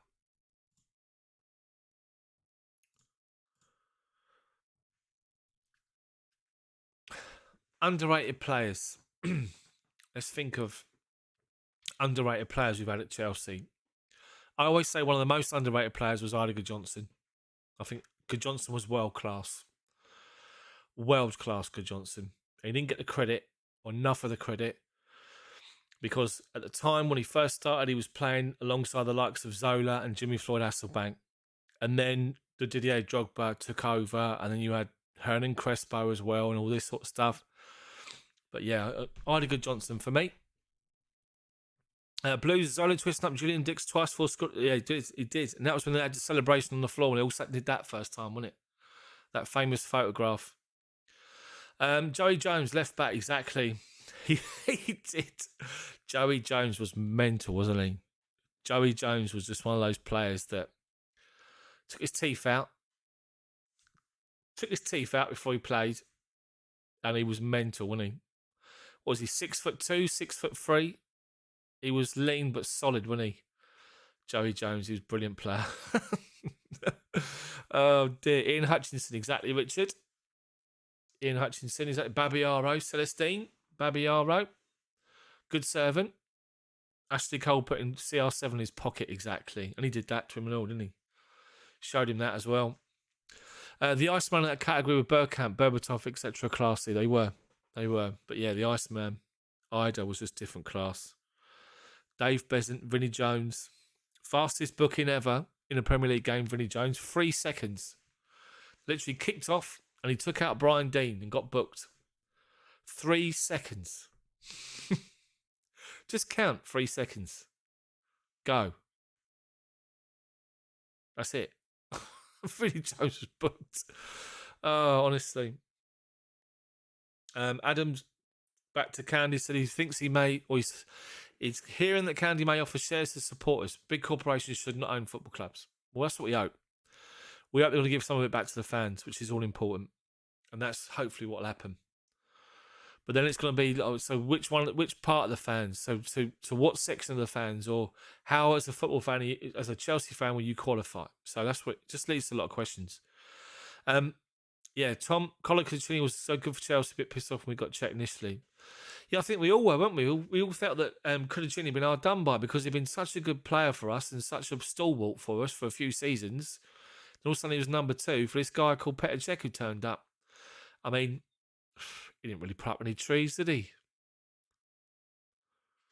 Petr Cech was brilliant, wasn't he? He was outstanding. Brilliant goalkeeper. I always remember looking at Petr Cech, that there's a documentary on Sky. He was only out for a couple of days after the Champions League final, the first one in Munich.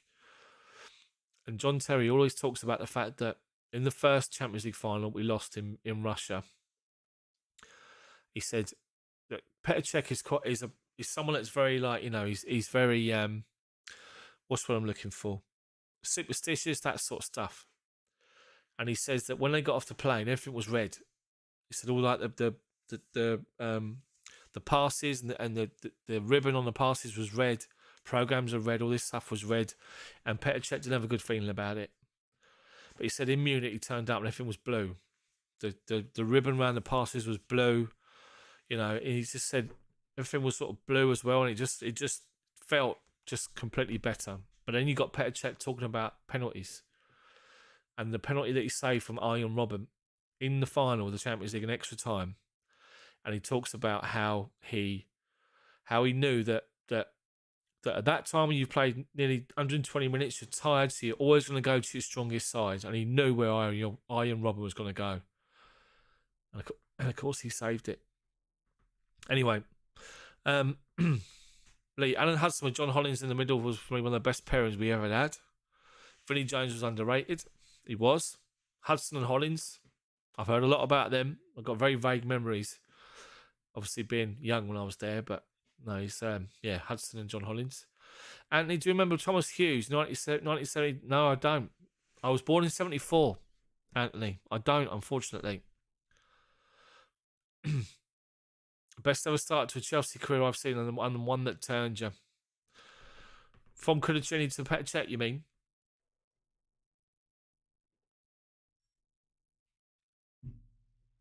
Oh, Arjen Robben. Yeah, Robben. But he was one that he signed with his hair, didn't he? Left us bald, bless him. But no, he went, 24 million, wasn't it? Something like that. Was it more than that to Real Madrid? But Robben and Duff. See, Damien Duff, underrated for me. Never got the credit that he should have done because he was overshadowed by the likes of Robben, by the likes of Joe Cole, Drogba. So, but yeah, you got Robben and Duff and Good Johnson. Those three together when after Drogba got injured, and then obviously Didier Drogba then come in and.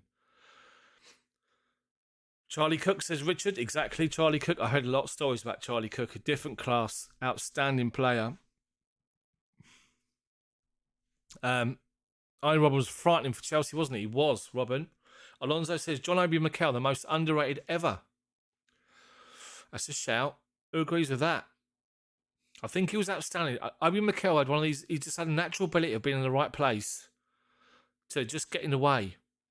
But the only problem was when the ball at his feet, at the time when he was first in the squad and in the team, it was great. But then as the game developed into becoming more expressive in that midfield position, he struggled, and people were giving him some stick for it. Damien was unbelievable. He was. Ian Hutchinson, Dave Webb would die for this club. Exactly, Len. 100%. Woodshadow, here's one unforgettable game. Mourinho's last Champions League game for us in 2015 vs PSG. Zlatan got a red card, went 1-0 up and parked the bus, then both Silva and Lewis scored against us. Gutted. Yes, I know. Exactly. Who would have known back then they would come back and be legends? Lewis 1 season too long, no. Yeah, it was, wasn't it, for him? Tom, he's here, he's there, he's everywhere. Joey Cole, exactly. I can't obviously say all of it. Lee, yeah, Iron Rob was never the same after the bad injury. Honza, how are you? Want Roman back? Exactly. Well, we can't go him. He's not going to come back. Let's just be honest about that. There you go. See, Tom just reiterating about Mikel. When he first, as I say, when he first in the team, it was a different time, and he was there to do a job, and it was just to break play up and give the ball to somebody else. But then it developed, that position developed into being more expressive with the ball at your feet, as well as being defensively good, and that's where Mikel struggled. Charlie Cook was different class. He was world-class, Lee, by all accounts. Padacida, how are you? Good evening, Chels staff. Dennis Wise was the naughty blue boy. Dennis Wise. 100 likes. Thank you, guys. Much appreciated. Thank you very much. Chopper Harris, Ian Houseman. It's Ian Houseman, wasn't it? Is it Ian Houseman? Is that right? Got that right? Might have got that wrong. Dennis Wise was a naughty boy. Dan Petrescu and Poirier didn't seem to get the credit they deserved. Super Dan Petrescu. I agree with that one. Poirier, he did get the credit. And just remember, when Gustavo Poirier left Chelsea, Will Sutton went, who's going to score goals for our midfield now? And then we went out and signed someone for 11 million from West Ham by the name of Frank Lampard. So, and don't forget, Poirier then turned, went to the dark side, celebrated when they beat us, one of the only times they beat us, went mad celebrating Poirier. And then when he come back to Chelsea, like visits Chelsea now and again, he wonders why he gets some stick.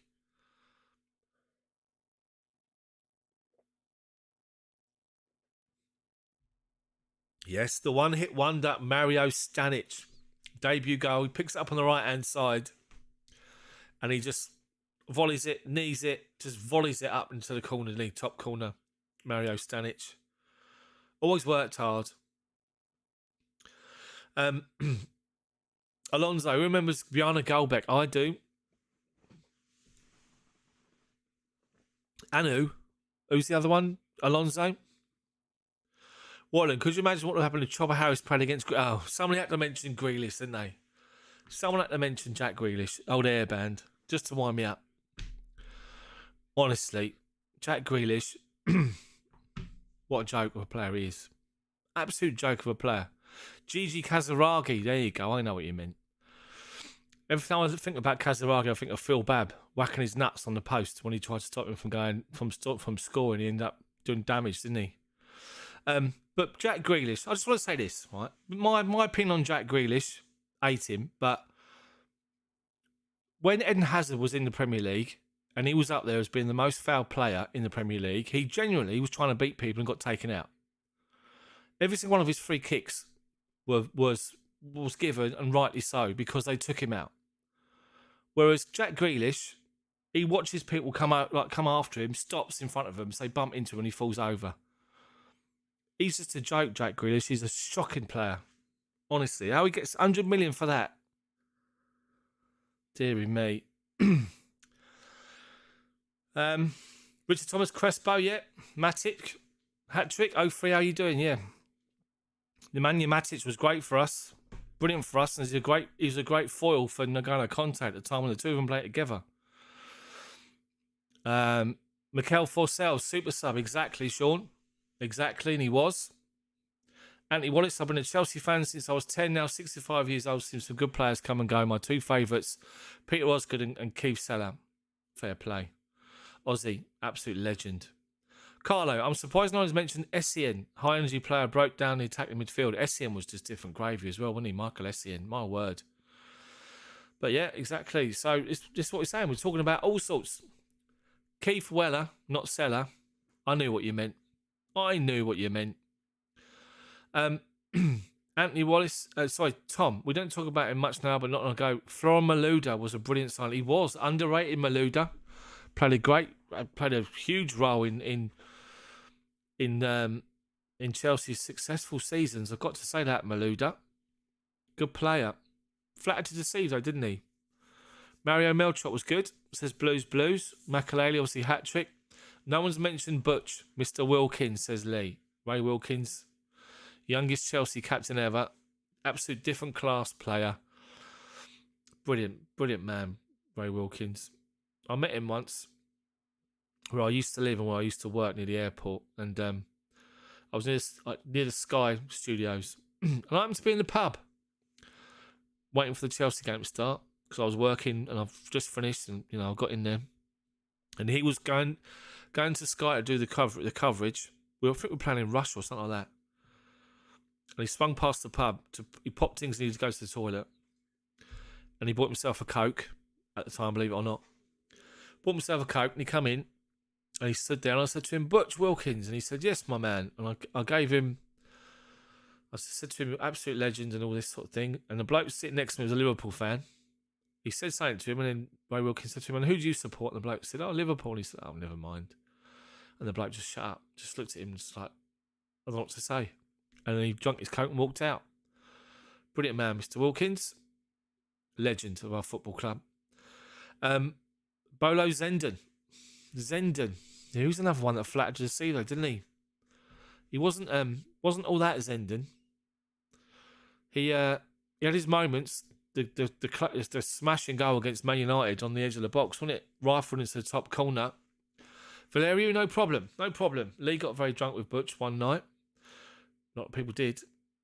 Chris, how you doing? Clive Walker, exactly. Clive Walker was different gravy. Richard says David Webb. Yeah, exactly. David Webb was a great defender. I knew Kevin Hitchcock's cousin. It was an alcoholic. All right. We don't want to get into that. We're trying to keep it positive. Hat-trick says Nigel Spatman and Gavin Peacock. Spackers from back in the day. That Chelsea team with Spatman, Speedy, John Bumstead. Legend at John Bumstead. With Doug Rugby. What's his name? Colin Pates, Joe McLaughlin, Kerry Dixon. Great player. Great team that was. Kalou. Solomon Kalou. He had his moments, didn't he? You didn't know it was like a box of chocolates, as Forrest Gump would say. You never know what one you're going to get when Solomon Kalou turned up. Sometimes he was just unplayable. Other times he was just... You could really say what he was going to try and do. Top boys. Is Marina staying? Hopefully so. But I wouldn't be surprised if she goes, let's be honest. Mario Melchot, says Jason. Good player, Melchot. Tom William Gallas was a player for us. He was, until his head went funny. Mickey Droy. Legend Mickey Droy. Richard's talking about Gavin Peacock as well.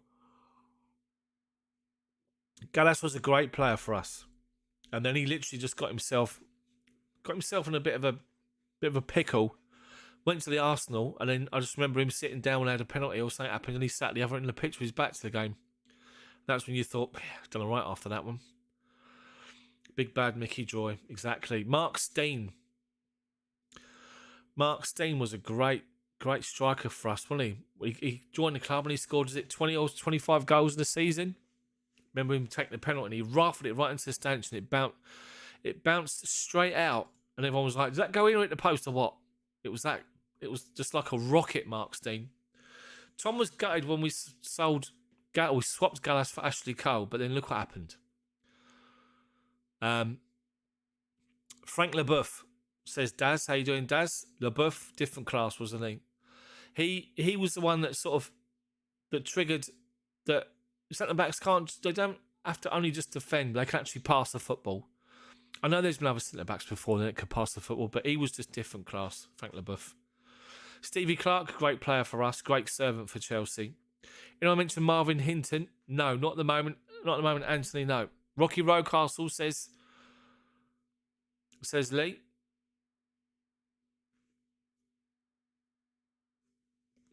Bobby Di Matteo, legend, the quickest goal in the FA Cup final against Borough. Di Matteo was a great player for us. CD Head, what's that? Demba Ba. God. He was brilliant, wasn't he? Demba Ba. We've had some players here. We've had some strikers, but JFH, Jimmy Floyd, Dave Sexton was the manager then. But I said it the other day on my live stream. Talk about Denver Bar. Let's talk about so my thoughts on Lukaku, right? Being that he doesn't want to be a link man, is you realise exactly how good Olivier Giroud was for us when he joined us with under Antonio Conte when we needed him. Giroud, different class, brilliant player. Giroud. Oh, Ryan Clark, bless him. I've not even seen it. How well was he doing at AC Milan? I've not even seen it. He did. He had a big scar on the back of his head. Frank Leboeuf. Steve Finiston. Yeah, another big name. Tom, so tell you what, Jimmy was actually a better striker than Didier Drogba, but Didier obviously hit different heights on the big stage. He did. Hat-trick like Bergerac, Graham Lasso. Good player, Bergerac as well for us. Tony Dorigo.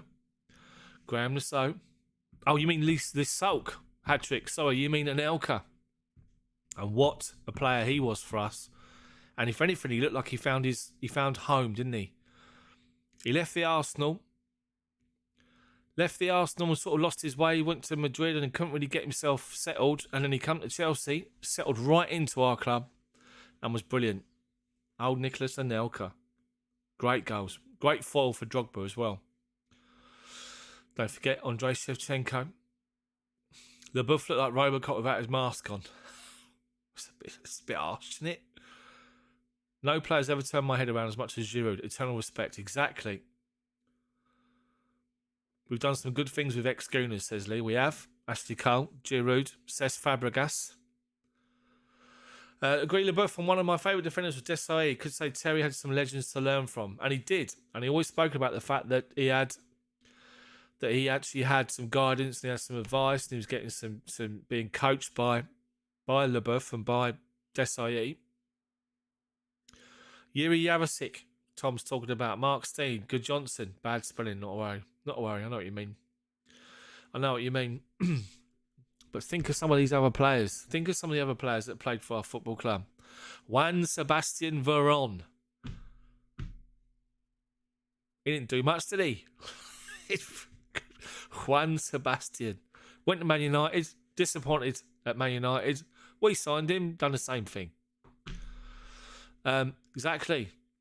So you've done it again now, Blues, haven't you? Chim Chiroo. Who needs Wayne Rooney when we've got Mutu? And then what happened to Mutu? Kerry Dixon, of course, Kerry Dixon. Yuri Yarasik. He was a decent player, wasn't he? Yarasik. He didn't get the credit. But, I mean, Kike De Lucas, remember him? Middle of midfield. We had no money and we could only sign him on a free. Turned up with his bleached blonde hair. De Lucas, middle of midfield. He'd run around like headless chicken, bless him. And then you had the left back. Who was the left back that signed for us? That took out Messi by the corner flag. Only played for one season. I can't think what his name is. He's gone. Herman Crespo, yeah. Scotty Parker. So you think Scott Parker, Steve Sidwell joined Chelsea at a difficult time, trying to oust the likes of Makelele. Wasn't going to happen. And they just could never get their way in. Scott Parker. Asia Del Horno, that's it. Tom, thank you. Good shout. Good shout. Like, whenever I think of him, I just think of Lionel Messi doing a David Luiz, getting hacked, and then Messi running about the floor but having a look over at the linesman and then smiling. John Harley. Yeah, John Harley as well. Done well for us, John Harley. Scott Minto's another one. Scott Minto, now a presenter on Sky. Gareth Hall. Oh, dear. We've got to stick to the Salah, yeah. Mohamed Salah. Yeah, that's down to Jose Mourinho, wasn't it? Mourinho got rid of De Bruyne, Mata and Salah because they didn't work hard enough without the ball. It's all right, because they haven't really done much, all those three, have they? I mean, Mata, not really much, but those the other two, Jesus. Yeah, Harley's still with the youth set up. Yeah. But sticking to the Abramovich era, The Chelsea players that played for the football club in his era. So you think, yeah, we did. Parasita, Nevin, Gordon Jury, Jukebox Jury, Kevin Wilson, don't forget, Kerry Dixon, David Spilly, John Bumpstead, Johnny Bumpstead, what player he was. Barotta and Nutter in goal. He was mental, wasn't he? But yeah, so in the Abramovich era then, so I'm thinking of like your Jimmy Floyd Hasselbank, your Rudiger Johnson, you had Glenn Johnson that was signed, you had Juan Sebastian Veron, you had Mutu, who do we have on? Wayne Bridge was still there. Oh dear. Yeah, JT. But yeah.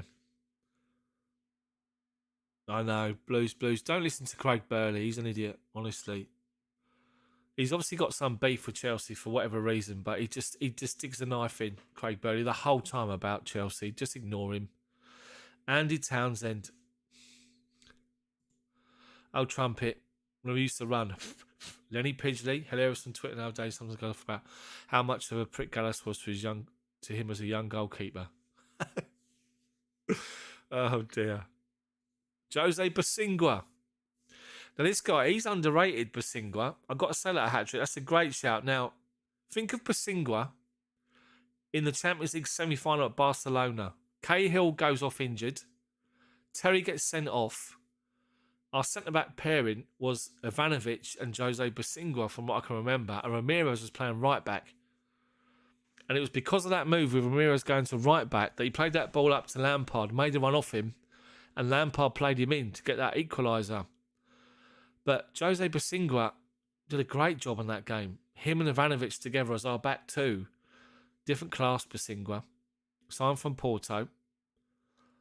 But yeah, he made an important contribution, didn't he? As did Raul Morales. Another good player, Morales. Yeah, Franco De Santo. Youngsters.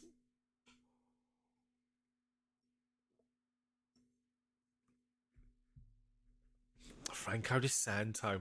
Giuliano Belletti. He did two in a month. Yeah, a rocket against Middlesbrough, didn't he? And he done it again. And he scored against Tottenham. Didn't he score against Tottenham when the goalkeeper just fumbled it? Paul Robinson fumbled it on the goal line. Or was that Carvalho? Might have been Carvalho. Giuliano Belletti. Don't forget, we also had Christian Panucci played for us, didn't he? Right back. We have to forget about the fact it's just Abramovich. We're going to keep going. Keep going Chelsea retro. You can talk as much retro as you want. Ricardo Carvalho was just outstanding. Absolutely outstanding player. We had three hazards. Torgan. Obviously, Eden. And the other one.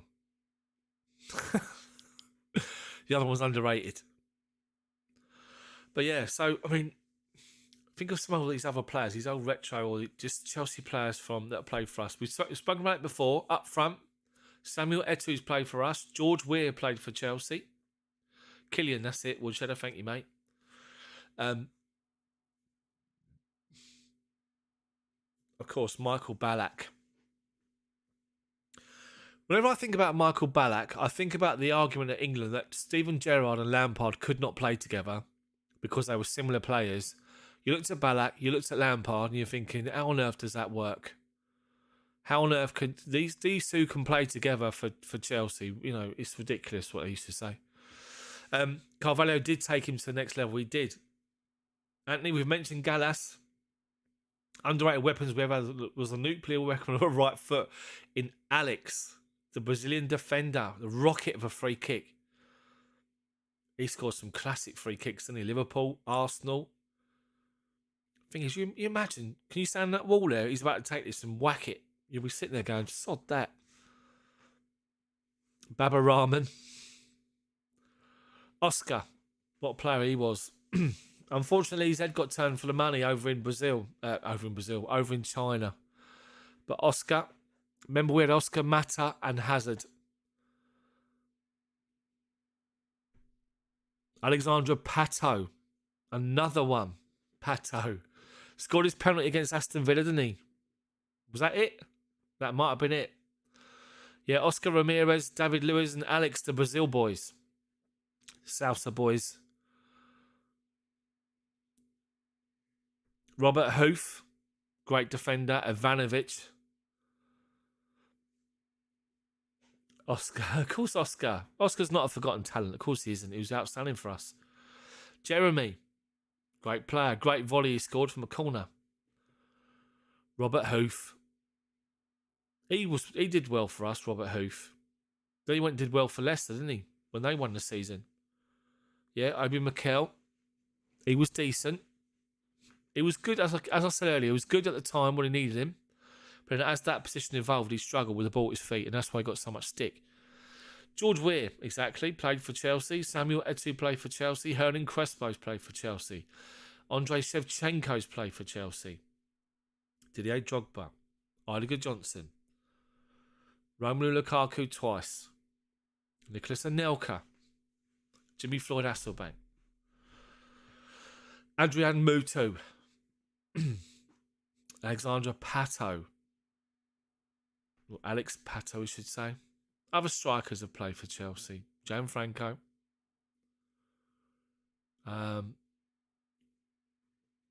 Forsell. Josh McEachran. Yeah, he was great, wasn't he, McEachran? Got his debut in the Champions League away, didn't he? But yeah, he's unfortunately he got injured, didn't he? Lee, how you doing? Paulo Ferreira, exactly. Desai says Sean. Desai, never see him and Grace Jones in the same room. That's all I'm going to say. Similar to Marcus Alonso and George Michael. And Olivier Giroud and Ryland Clark. That's all I'm saying. Lee, hold on, Daft. Lukaku's not played for us yet. Whew. Harsh, Lee. Harsh. Tammy, exactly. Kalu. What about some of these other players, the other midfielders and defenders that have played for us over time? But I am wrong. Says Lee. He hasn't played for us yet.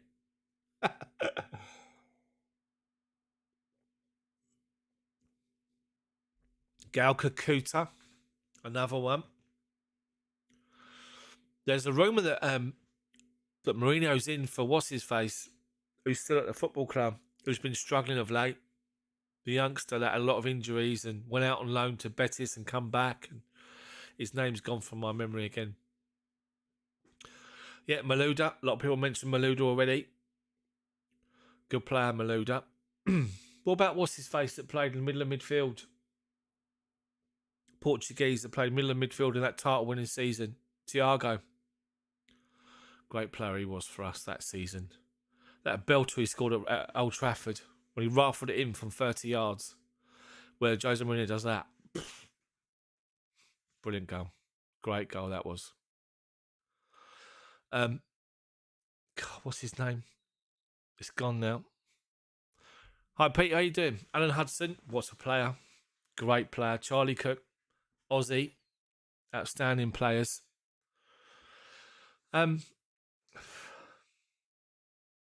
Charlie Masonda. That's it. Charlie Masonda. They reckon that Mourinho's in for him. Deco.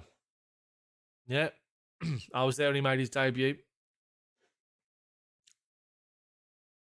Daniel Sturridge. Ed DeGoli. Toy. Yeah. Deco, what a player he was. You think of that Chelsea team? Remember that goal away at Bolton? The little dink across in the chest up to Lampard. He runs past and flicks it up in the air, back heels it to Didier Drogba. Watches it come down. Puts it in the back of the net. Imagine having a midfield of Deco, Ballack and Lampard. Those three. Outstanding. Ferreira, yeah, Anthony. Yeah, we mentioned Ferreira. Juan Mata. Outstanding he was when he turned up. Made his debut against Norwich at home, didn't he? And he scored. Picked up the ball on the right-hand side, cut him from the corner flag, put it past the goalkeeper. Mata was just a brilliant player. Zola, of course, Zola. How on earth could you ever forget Gianfranco Zola, who just changed everything for us, didn't he, when he turned up? In his prime as well, he turned up at Chelsea. Steady Eddie Newton. Yeah, that's another one. Graham Stewart, Bobby Dazzler. I met Graham Stewart once when I was working in a sports shop in Kingston. It was just after he scored that goal against Sheffield Wednesday away, where Fleck did one of the only notable thing that Robert Fleck ever did for Chelsea, make the run off the ball. And Graham Stewart run from inside his own half, dribbled past 3 players on the edge of the box and slotted it past the goalkeeper. And the following week, he turned up in my sports shop where I was working behind a till. I said to him, what goal that was, Bobby Dazzler? And he went, thank you very much. Got his autograph. I said, good luck the rest of the season. And Chelsea went about 8 games without a win after that. I thought I was jinx. But that changed. We won again. So it's fine. Celestine, Babiara mentioned him before. The Grodas, Mark Nichols and Andy Myers. Yeah. Andy Myers used to live near me. Mark Nichols. Yeah. Frodo Grodas. Another goalkeeper from back in the day. Great shouts, by the way. Peter's coming with Oscar. Oscar's goal against Juve, where he took it first time and flicked it to his left. He's run around I'm not sure who the player was, and just curled it into the top corner. Brilliant goal. Who's been our best manager? Ooh, Steve. Who do you think's been the best manager? There's the question. Who's been Chelsea's best manager? You're going to have to say Mourinho. He's won the league 3 times with Chelsea. Didn't win the Champions League, but he won the Premier League 3 times. And he got us over there. He took us from being here, finally up there, Mourinho. So it's got to be Jose. Mark Bosnich. That's a great shout. Bosnich.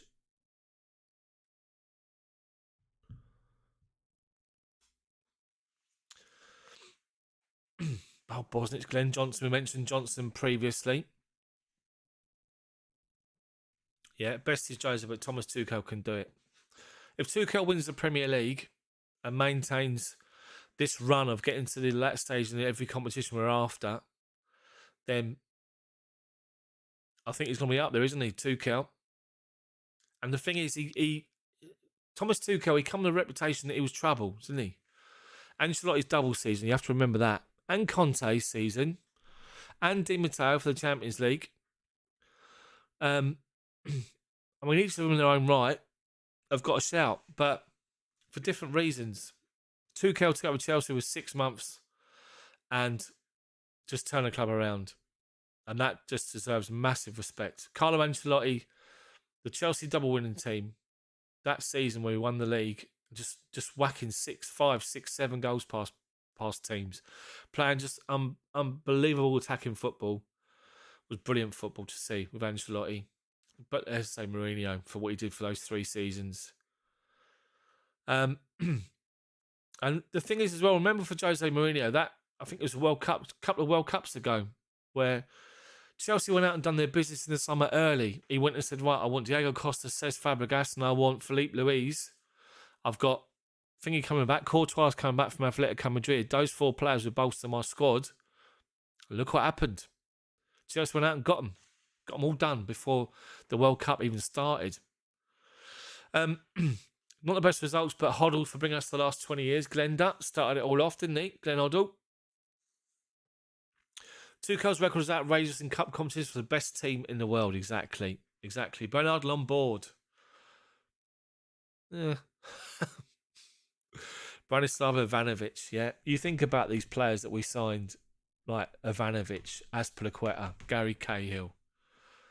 These players that didn't cost a lot of money, that have come into Chelsea and just been absolute legends. Joe Cole was okay, says Anthony. He wasn't bad, was he? Joe Cole. He's here, he's there, he's everywhere. Joey Cole. Duffer, yeah, Damien Duff, Ashley Cole.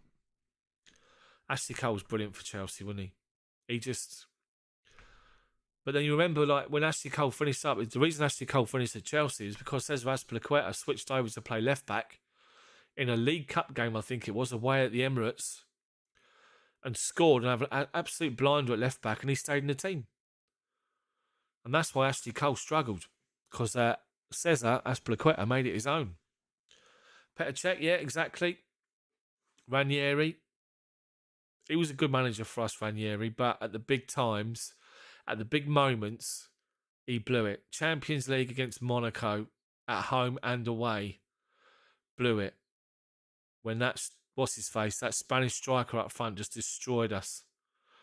Wayne Bridge goal against the Arsenal in the Champions League, yeah. And don't forget, the Arsenal were invincibles that season in the league. We beat them. Just remember Ancelotti doing this, just crying when the goal went in. Aparecido, Demba Ba. Yeah, what did he do, Demba Ba? Oh dear. Daft, I said it last year around this stage, and I'll say it again. Have you booked us a pub for us all in late May? Location this year has changed, though. We're off to Paris, boys. Yeah, I'll go. Well, I'll be doing the commentary again, Tom, if that's the case. And hopefully it goes exactly the same. Imagine if the first team to retain the trophy. Got a long way to go. Real Madrid are not, they're not as good as people make out. They got thumped last night, and I kept saying it. I said it earlier in my stream. I don't think they wanted to. Any team wants Chelsea in the draw, and they got us. Victor Moses. Now he was a good player for us, and especially under Conte, as the right wing back, the converted right wing back with Aspi behind him, talking to him the whole time. And bearing in mind, Moses has struggled, but Victor Moses, one of these players in pre-season, was outstanding every single year. And then for whatever reason, he couldn't get into the first team on a regular basis, struggled, went out on loan. But under Conte, he saw something in him, and that was it. And what a player he was for us in that season. 30 wins that season. And Moses played a massive part in that on the right-hand side. Outstanding. Real good. Real good. Yeah, Alex. Brilliant defender, Alex. He was. Ariz, Hazard. Which one? Which one? Most ridiculous question you're ever going to hear tonight. Which one of the Hazards are you referring to? Wayne Bridge. Yeah. Yeah, it was Victor's final ball. But now and again he'd come out of a perler, wouldn't he? Bit like Aspi. Aspi went for a moment where he was like that. But then he'll deliver like he used to deliver all the time to Morata up front. Morata, it's another one that played for us up front. Great goal away at Stoke. Scored a great header against Man United. Scored a fair few. But for whatever reason, just couldn't settle down. But then since then, he can't settle down in Madrid. He's at Juve. Is he going to settle down there? I'm not so sure. Peter says John Hollins, good midfielder and put CFC back on the map. He did, John Hollins. He did. Exactly. And that was it, Lee. It was. Big time. But, I mean, Jesper Gronkar's another one. He was one where you never know what you're going to get. He's got a couple of good crosses. A cross he scored against Monaco. Champions League semi-final. That went in. Then he scored, obviously, the goal against Liverpool. When Desailly's got the other one. We beat him 2-1 to make sure we finished in the Champions League places.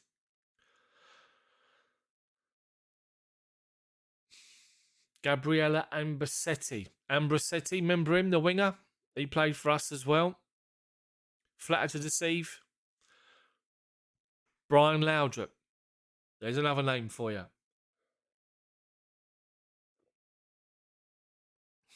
Gianluca Vialli, of course. Carlton Cole. Yeah. Ranieri loved him, didn't he, Carlton Cole? He loved him.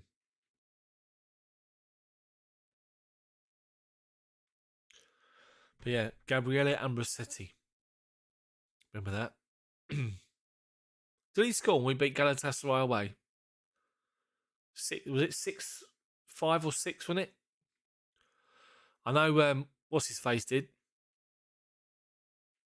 Yes, he did. Steve, what about Abraham scoring all these goals at Roma? He scored 2 good goals yesterday. Well, one of them come off of him, deflection. But the other one he took well. Ball down the right-hand side. He made a run and just dropped off the last defender, pulled away, drilled into him, and he volleyed it in from close range. But done well. He's doing well, Tammy. But he always was going to score goals. He's always a natural goal scorer, Tammy Abraham. Mikel, Peter, we mentioned Mikel. Yeah. Manish played for us, didn't he? The ex-Porto midfielder under Mourinho. He come and played for us. Who's the other one? Who's the other... oh, God. Who's the other midfielder that played for us? Alexis Smirtin. There you go. Here's another one. Pedro. Yeah. What player Pedro was for Chelsea. Sebastian Veron. Yeah, we've mentioned Veron. Did you see the free kick in last night's game? I didn't know. I didn't see it. Pedro, great player for Chelsea. Brilliant player. Remember when he signed from Barcelona, we were all going, really? They've let him go? Yeah. He was great, Pedro. That little combo between Pedro, Fabregas and Diego Costa worked a treat. Gary Cahill weren't bad for 7 million, was he, from Bolton? He weren't too bad. Won it all, wasn't he? On the bench now, though, for Bournemouth, isn't he? Unfortunate for him, but they look like they're going to come back up, Bournemouth. Will he stay there, get another season in the Premier League? Probably not. But Cahill was just different class.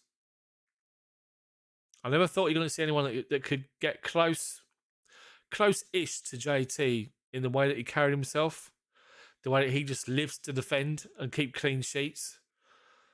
And you look about, I can't talk about Smirtin, he's been sanctioned, yeah. And when you talk about Gary Cahill, when you talk about put your body on the line, people forget about Gary Cahill. Obviously, Champions League final, he didn't train for a month, him and Lewis, and they both played 120 minutes.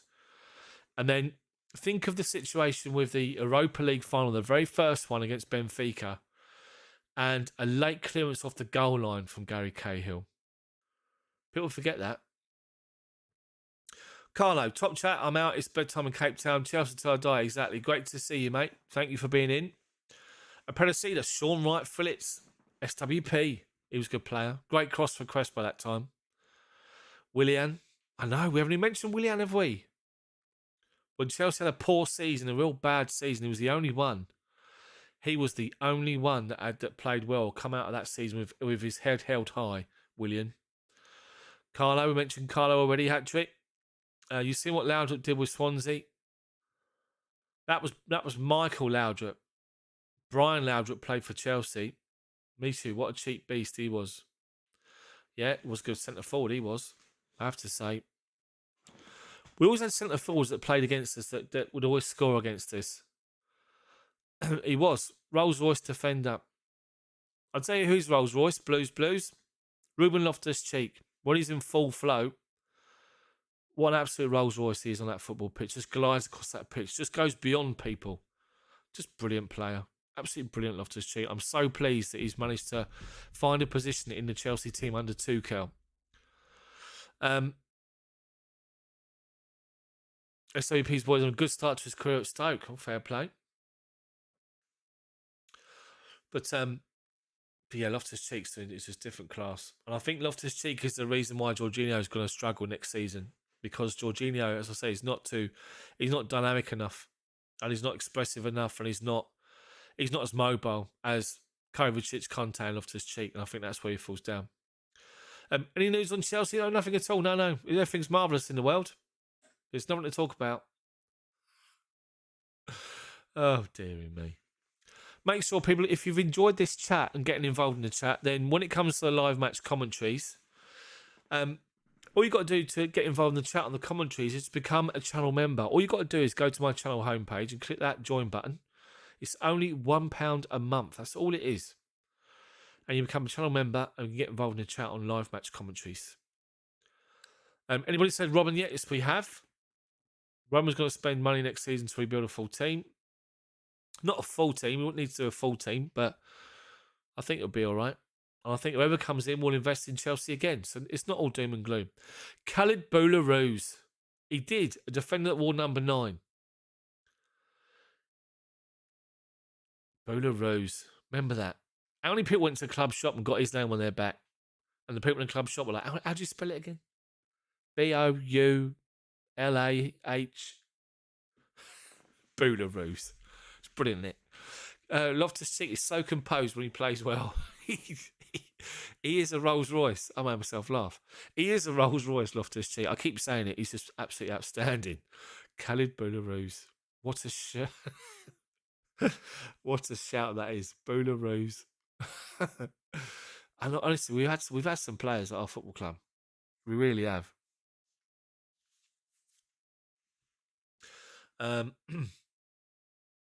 You hope they spend going forward. You don't want to be the next Man United. We won't be the next Man United. We won't be. The problem is Man United have gone without a trophy for, what, 5 years now? And they're desperate for it. Assia Del Horno, yeah, remember Del Horno?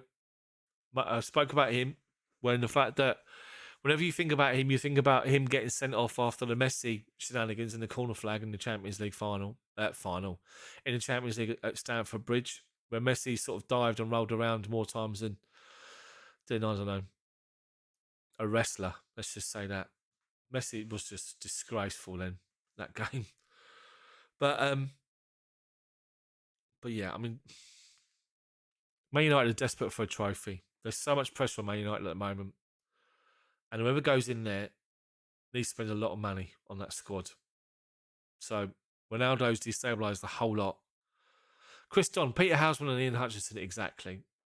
Two legends from back in the day. Chelsea retro, Chelsea old school retro as well. Lukaku, so crap, he's flopped twice. The thing is, blues about Lukaku, I will say this in his favour. He wants to play with somebody up there with him to take some of the workload off of him. He doesn't want to be playing up front by himself because he basically will end up being a target man, which is not what he wants to be. William Miller, how are you? Let's try by all means to keep our top players. I feel very, very sorry and bad to him leaving the team. Play a hat-trick. Scott Sinclair. Interview messed him up. It did. Steve Kemba, says Peter. Jason says Gonzalo Higuain. People forget him, didn't they, old Higuain? Jimmy Greaves, what a player. What an outstanding player. If you don't know, if you've never heard of Jimmy Greaves, people on this stream right now, go on to Google, look at his goal-scoring record. Outstanding player. Yeah, Steve, you still think that Zola is your all-time favourite Chelsea player? Who is mine? I have to say Frank Lampard for me. It was Zola. But I think Frank Lampard, yeah. Jimmy Greaves broke your heart in 1967 when he left us. He went to Tottenham, didn't he? He went to the dark side, Jimmy Greaves, in 1967. Blues, that's a good point. 97 million, you should be able to play in any system. Exactly.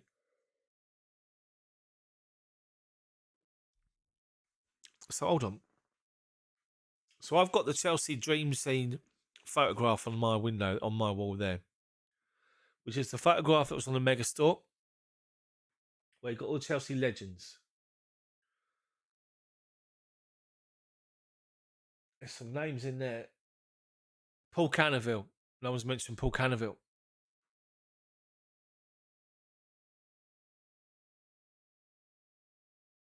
Let's have a look at these names. Hold on.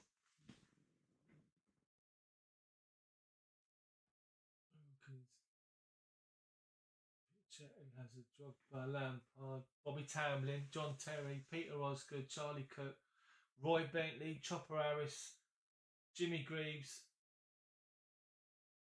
Jimmy Floyd Hasselbank, Gary Cahill, Ashley Cole, Zola, Desai, Mourinho, Ted Drake, Emma Hayes, Roberto Di Matteo, Frank Kirby, Rude Hullett, Ray Wilkins, Kerry Dixon, John Hollins, Paul Canaville, Peter Bonetti, Peter Cech, Eden Hazard, Didier Drogba, Frank Lampard.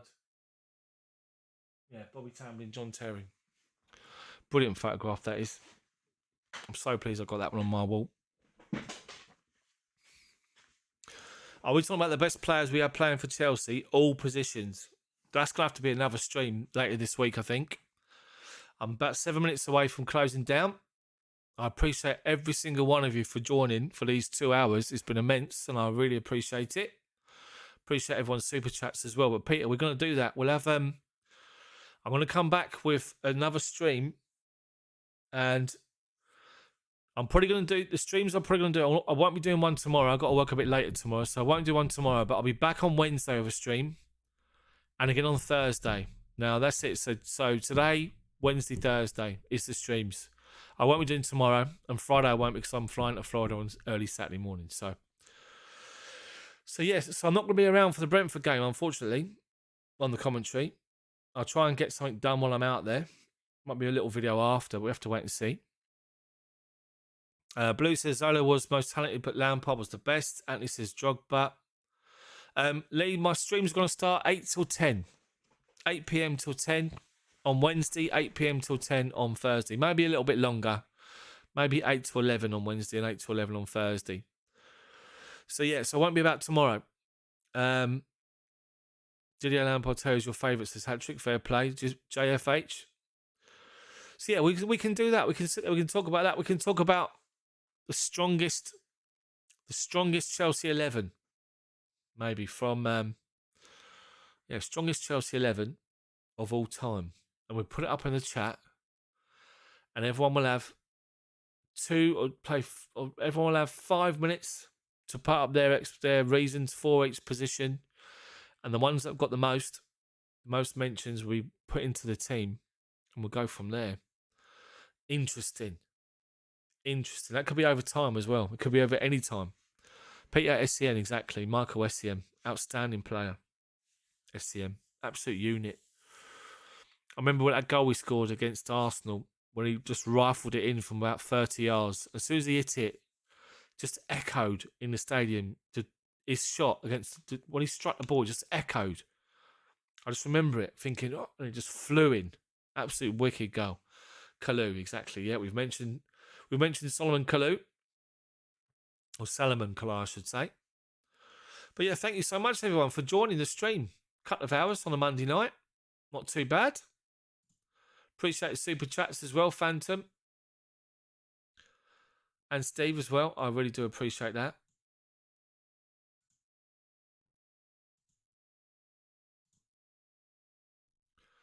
So yeah, love all the Chelsea channels. This is a Geezer's channel, and the others are a bit too well spoken. Thanks. Trying to sound common. Yeah, so ideally, see, my dream one day is to do this full time and give you guys content every single day, live streams a couple of times a week, and just give it to you. Give it exactly what you guys want, content, where it's just real and, I'm no waffle on here. But everyone knows that anyway. So if you want to support me, then you can do it by super chats or you can do it by becoming a channel member. All it is £1 to be a channel member. Go to my channel homepage, click the join button, and that's it. You become a member and you support the channel, which I appreciate. So anyway, I'll call it there then. We're gonna I've got a couple of minutes, but I'm gonna wrap up there. Just gonna go away for a couple of weeks, Anthony. Just 2 weeks. Get a bit of sun for the first time in a couple of years. Hilario, great shout, hat trick by the way.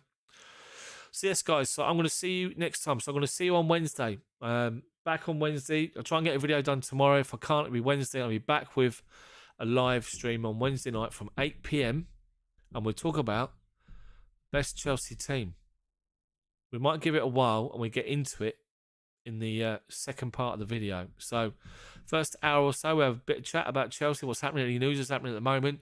Then the second part of it, we'll get into your Chelsea team, you guys on this stream and in the chat. So anyway, have a Alonso, thank you, mate, for a super chat. Appreciate it. Thank you very much. Great show. Thanks for uniting us. Always. Thing is, you guys that are my subscribers are absolutely outstanding. My community is great. The chat is outstanding. You're good people. Chelsea through and through, and very knowledgeable as well. So I appreciate it. So anyway, I'll be back on Wednesday. So have a good rest of your Monday night. Have a good Tuesday, and I'll see you guys back here on Wednesday for a stream. So enjoy. Have a good one. Take care of yourselves. Thanks for getting involved, and thank you for the super chats and getting involved in the chat. And I'll see you all on Wednesday. Drop a like on the video if you haven't done so already. See you next time.